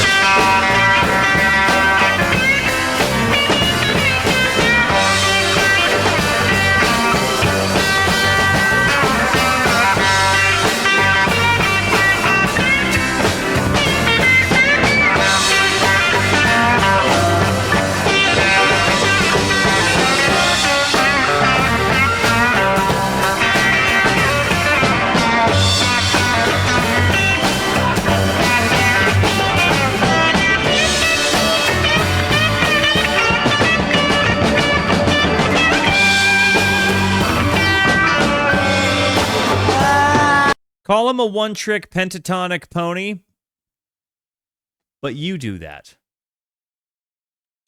He ripped that live, and like I'm impressed. Like it wasn't the most massively virtuosic thing, but it had feeling. It was what the song needed. It was improvised. It ripped. Loved every moment of that. Holy friggin' crap! This is another one where I'm finding it's better than the album. I started out on Burgundy, but soon hit the harder stuff.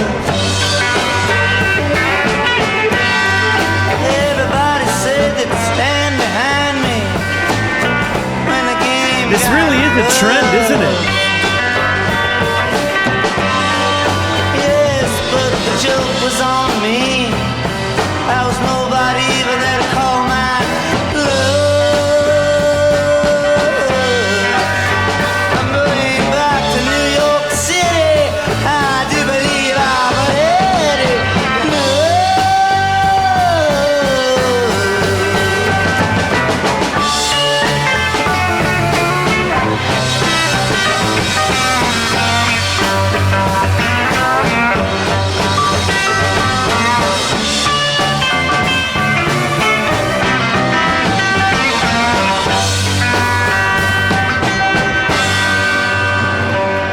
Maybe that's why people like when the Dead cover Bob so much, because like Robbie was like, "Hey Bob, I'm gonna play these pentatonic rips for you. It's gonna be awesome." And Bob's like, "All right, Robbie, man, that sounds awesome." And Robbie does it, and it's awesome, right? And then Jerry's like, "Yeah, I think I can play the pentatonic, the minor pentatonic, and the mixolydian, and maybe sometimes mix in, whatever else I feel like."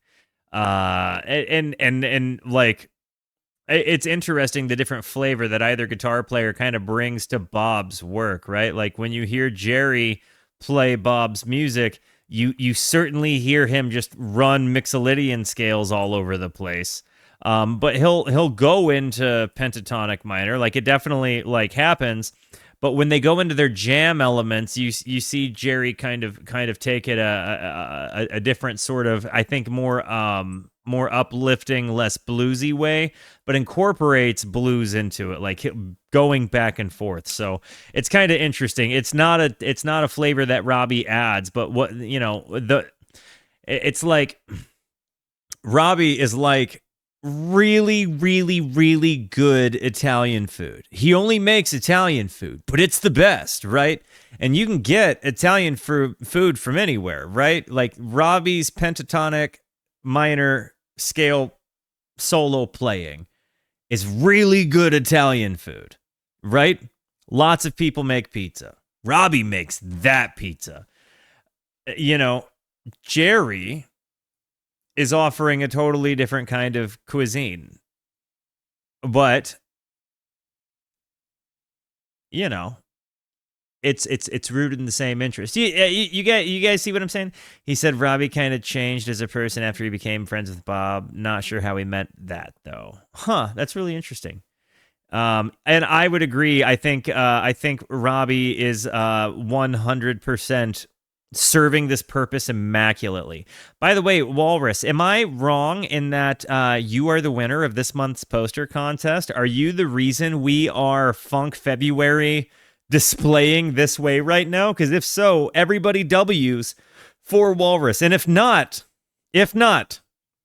W's for the, it is. Okay, everybody W's for Walrus, who gave us one of my favorite posters we've had for a long time. Totally on point. Fantastic. We love it. Let's get back in. Going into Leopard-Skin Pill-Box Hat. Okay, this is another one I'm really interested in, because Blonde on Blonde is an album I spent months in, so I'm really interested to see how different it is with the band.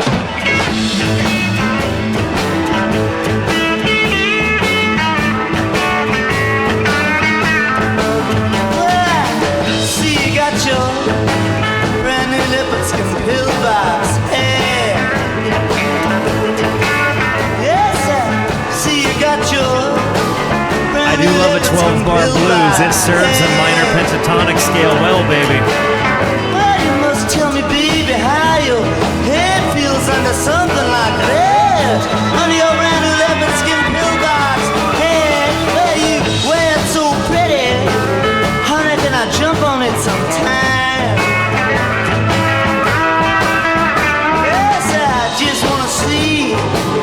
It's really the expensive kind. It balances on your head just like a mattress balances on a bottle of wine. Your brand new Leopard-Skin Pill-Box Hat. Well, if you want to see the sunrise, honey. In case you were wondering, yeah, it's also better than what I heard on Blonde on Blonde. But guys, I think that there's just a common scenario that when Bob plays his album songs with the band behind him, it's just better than the way they sound on the album. It's just the case. And where? Which do we have coming? Yes, we will see it sometime. We're gonna get Like a Rolling Stone. Holy crap.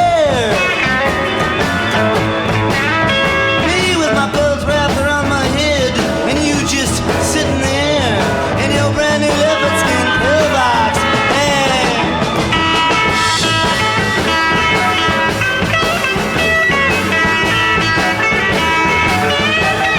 Tell him, Robbie.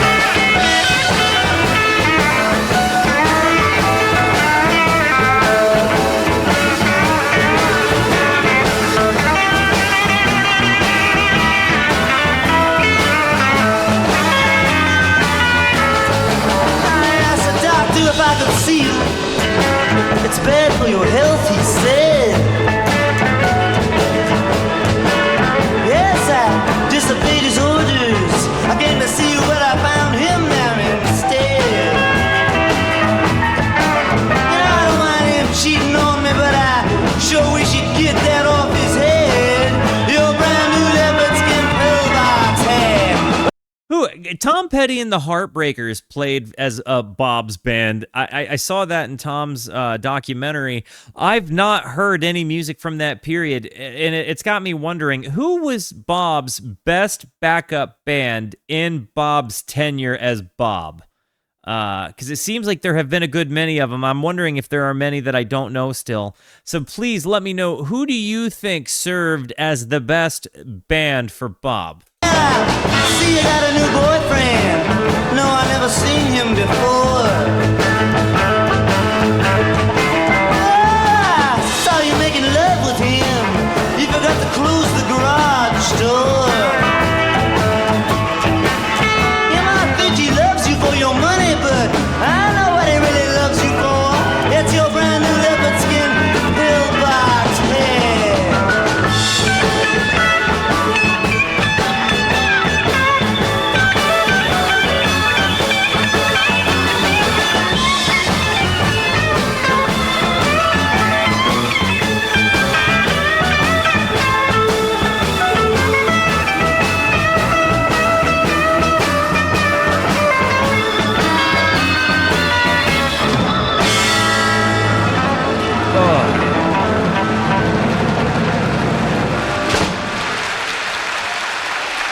Again, another one that was absolutely 100% better.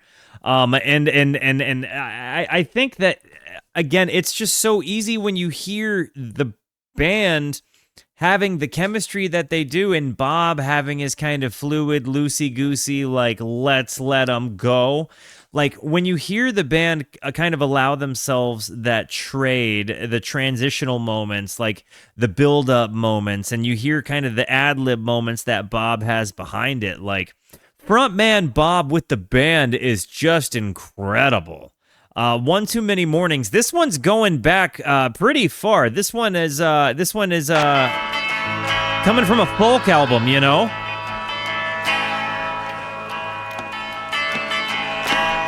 The times.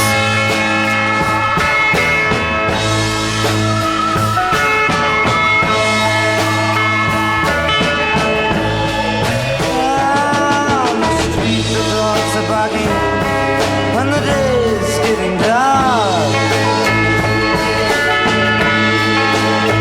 As the night comes in calling, the dogs will lose their bark.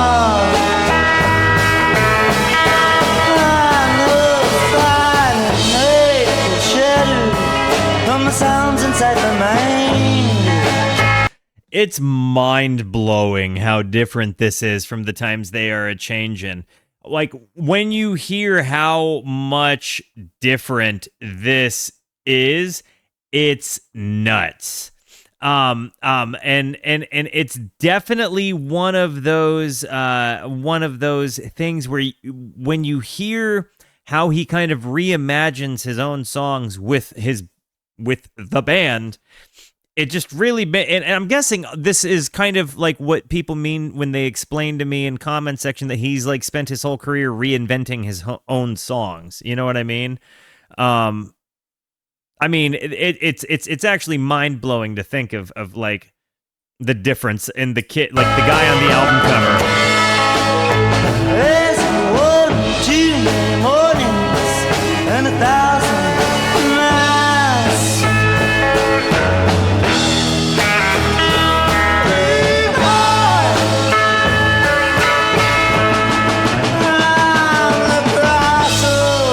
my doorsteps, my eyes they begin to fade,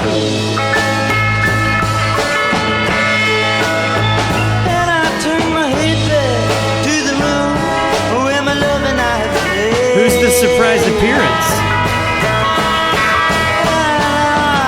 Yes, back to the streets, the sidewalks and the sign.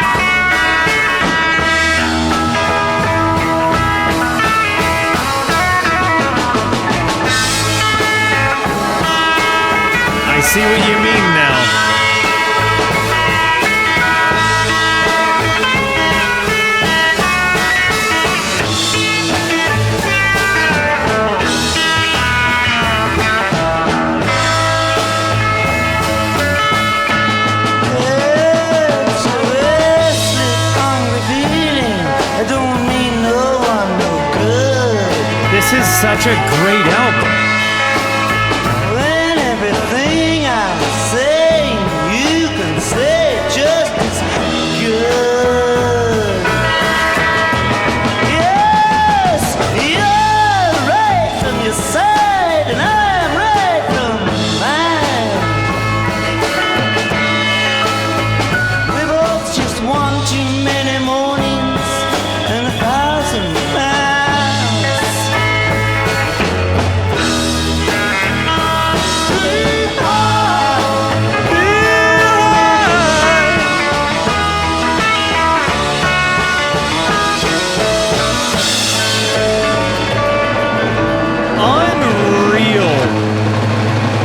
Unreal good. It's actually nuts how much different it is with the band. It's actually mind-blowing to me. I like that song in particular is probably the biggest glaring difference between what was on the album and what ends up being played live. Of the catalog we've heard so far, that's probably what I would say. Now, based on the fact that the next song is 7 minutes and the song after that is, which I'm gonna be honest, I'm so excited about getting to, the closer, they're both a little long. So I'm gonna run the ad now and then we're gonna come back and close this bizzle down and then we're gonna watch Festival Express together. So go take your breaks.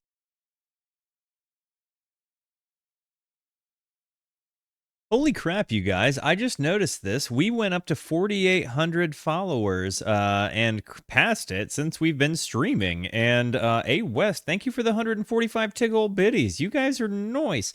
We're not too far away from 5,000 followers on Twitch, which is mind-blowing to me.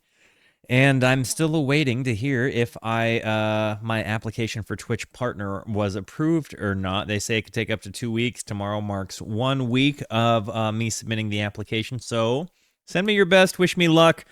I would love to be able to say I'm a partner on both Twitch and YouTube. So, again, send good things. Guys, let's close this one down. We've got 2 songs from Highway 61 Revisited coming up. I'm very excited to see if it's kind of more of the same. Highway 61 Revisited is, again, one of the most listened to albums for me of 20 and 25 by far. So I'm eager to see how these get reimagined with the band.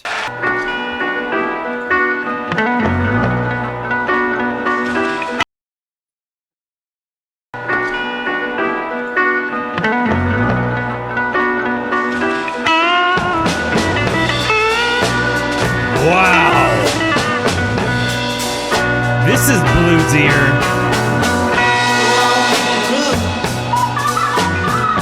With a pencil in your hand, you see somebody make you. You say, who's that man? You try so hard, but you don't understand just what you're gonna say when you get home. Yes, because you know something is happening, but you don't know what it is. Do you, Mr. Jones? He articulates the words and the lyrics very differently in this live context, but I tell you what Highway 61 doesn't have is Garth on the friggin' organ. Holy cats. It's nuts. He really rips. Bob sounds like he's kind of far away from the microphone and in a really live set, like loud sound stage, not sound stage, live sound on the stage is what I'm trying to say. That might be hitting his mic, but it's like you can definitely tell that this is a bluesier kind of like almost I don't want to say swampier, but like definitely kind of a darker approach to this song, which is he hardly sings the same melody, but it's definitely got the same ominousness to it. More so.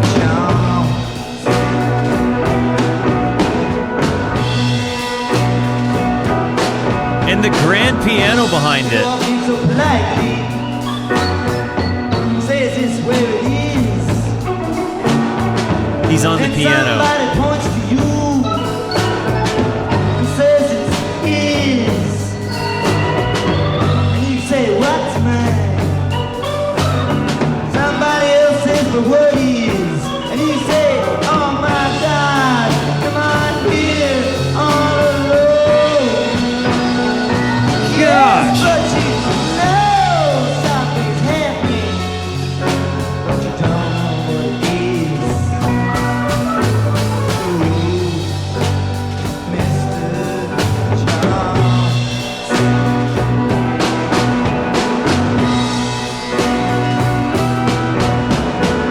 You ain't your money to go watch the key. He suddenly walks up to you and he hears you speak. The call and response of Dylan's lyrics and Garth's like organ moments are just so tasty. Walks up to you Right here. and he hears you speak. Saying, how does it feel to be such a freak? And he's so impossible as he hands you a phone. Yes, but you know something is happening. It's just that you don't know what it is. Mr. Jones. This is such a good version, dude. You have many contacts out there among the lumberjacks. You get your facts and someone attacks your imagination. Yes, nobody has any respect. How the hell that you expect?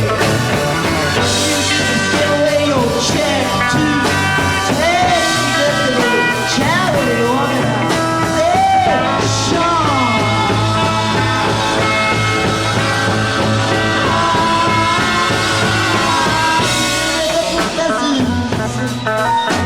Name all out your looks.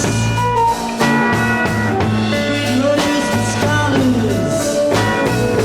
You discuss lepers and crooks. You get through all of F-Scott Fitzgerald's books. You're very well read and well known. Yes, but something is happening, and you don't know what it is.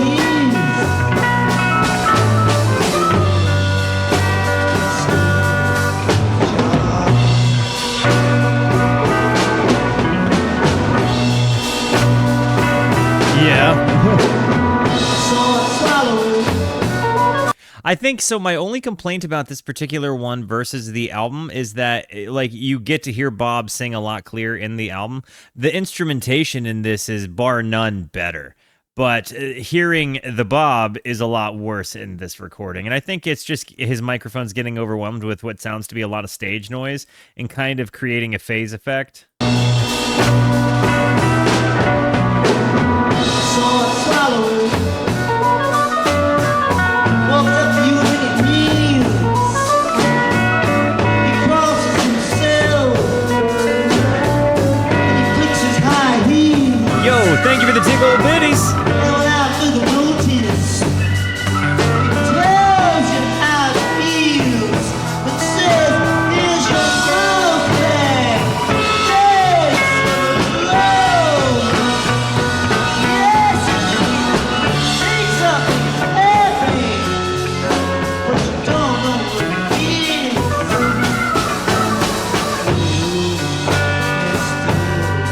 Mr. John.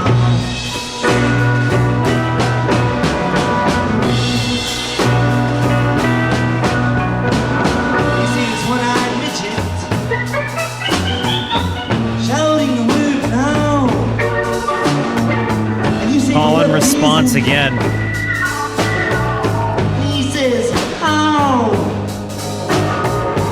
And you say, oh my God, what does that mean? And it screams like you're a cow. Give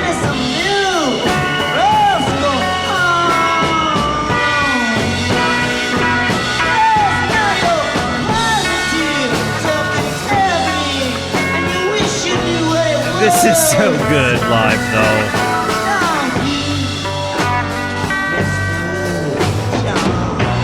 You kind of get past the microphone thing the more you get into the performance. You know what I mean? It's like the equivalent of seeing a really fantastic performance recorded on a cell phone. Like, it still hits you that it's a really fantastic performance.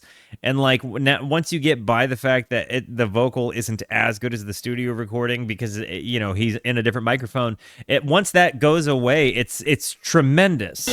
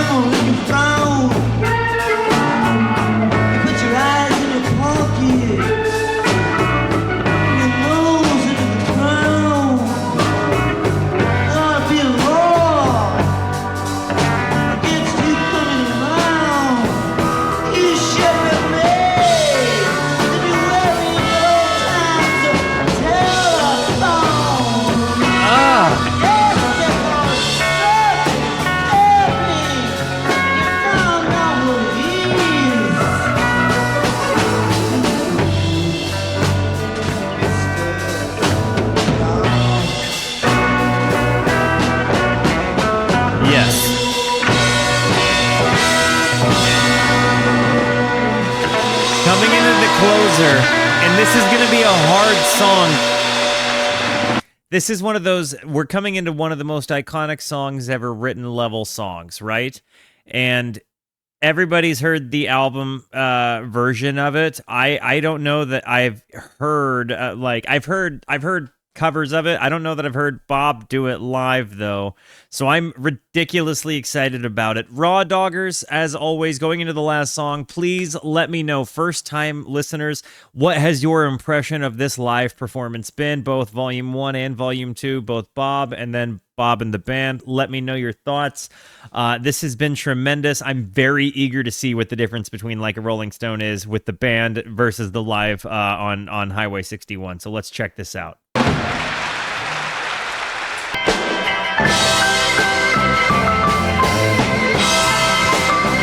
Judas. Once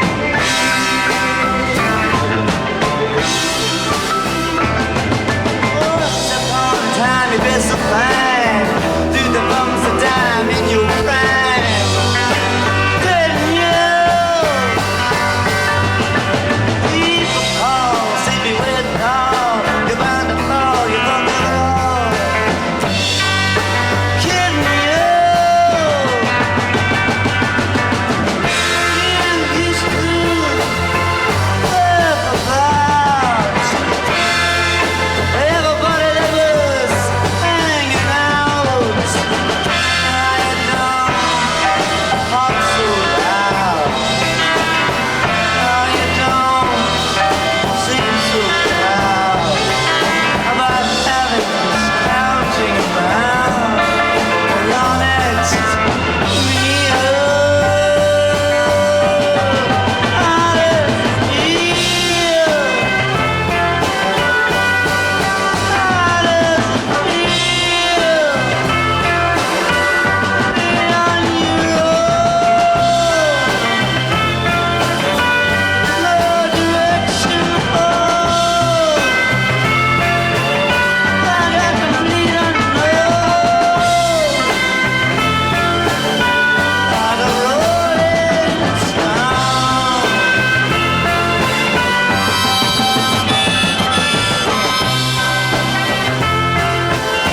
So far, it's immaculate. This is really good. Bob definitely articulates differently, but there's such a power to the band being with them.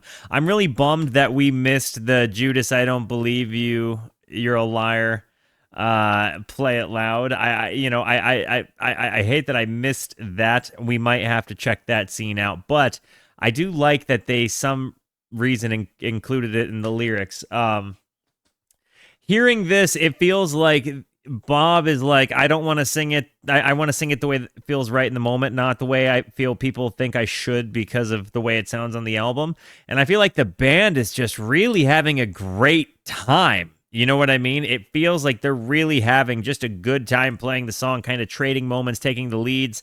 Like hearing Robbie play rhythm in these parts is actually really nice because you hear how kind of slidey he is in his rhythm approach. Like he definitely kind of slides around the guitar, and you can tell he plays like some fun inversions.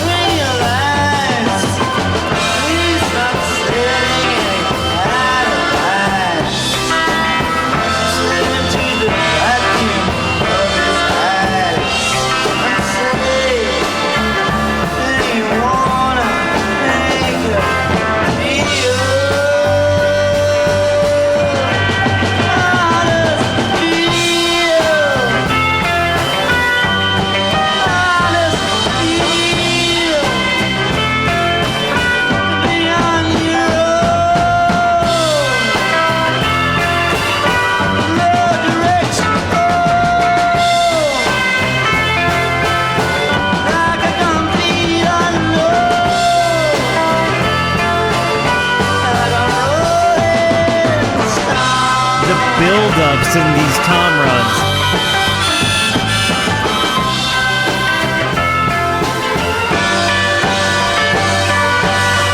I was literally about to say the same thing. I think I do prefer the studio version over this one. There is a special place in my heart for the canon of that song, I think.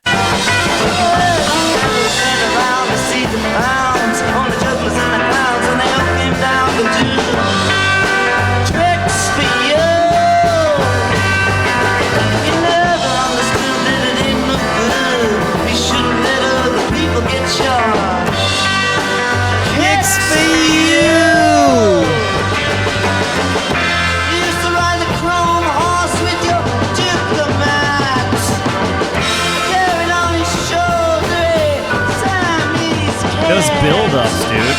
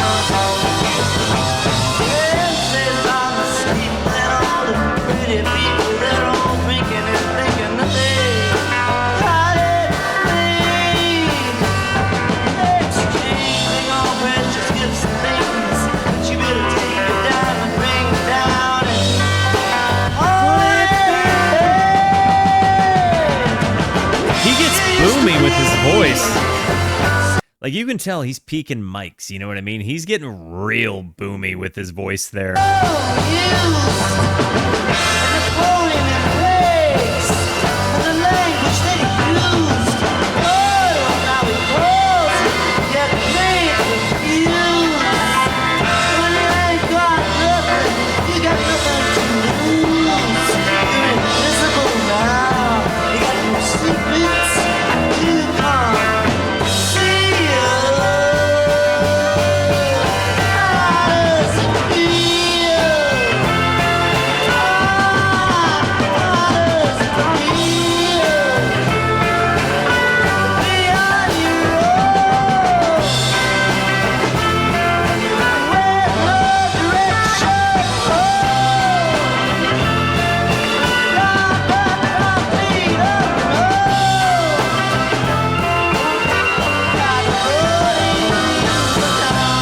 kind of going into madness here.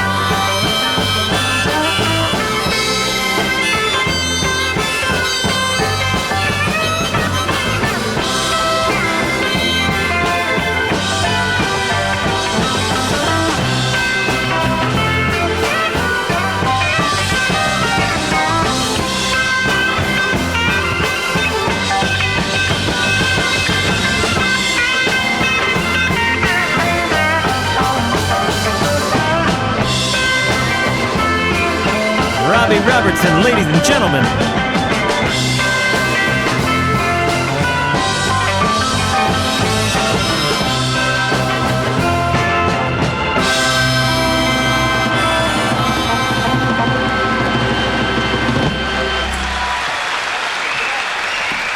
Thank you.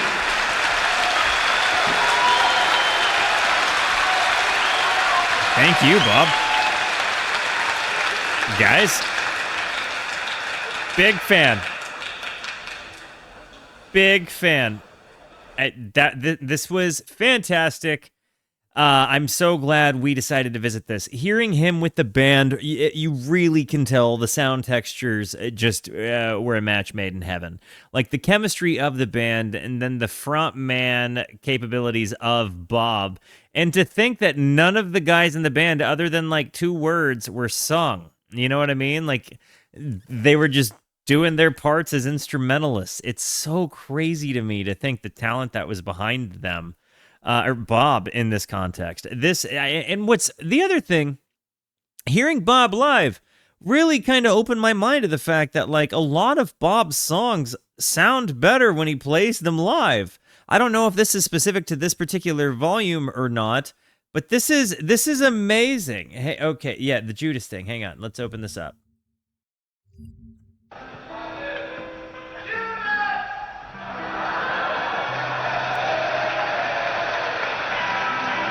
I don't believe you.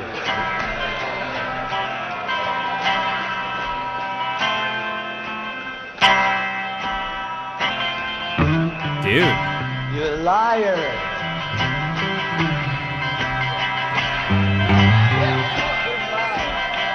Yeah. I love that. That is absolutely fantastic.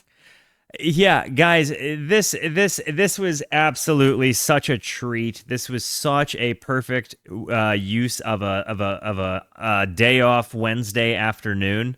I was so much happier doing this than I was underwriting loans. I'm not going to lie to you.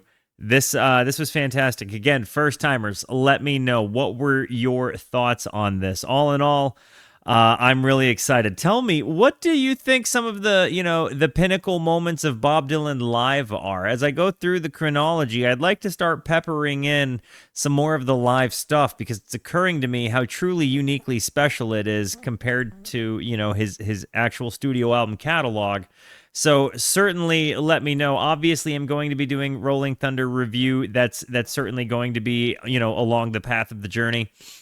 I'm considering allowing myself to break up chronology as long as I knock it all out. I'm not quite sure. I'm still kind of playing around with ideas, but anyways, definitely let me know what your guys' thoughts are. Guys, I love you.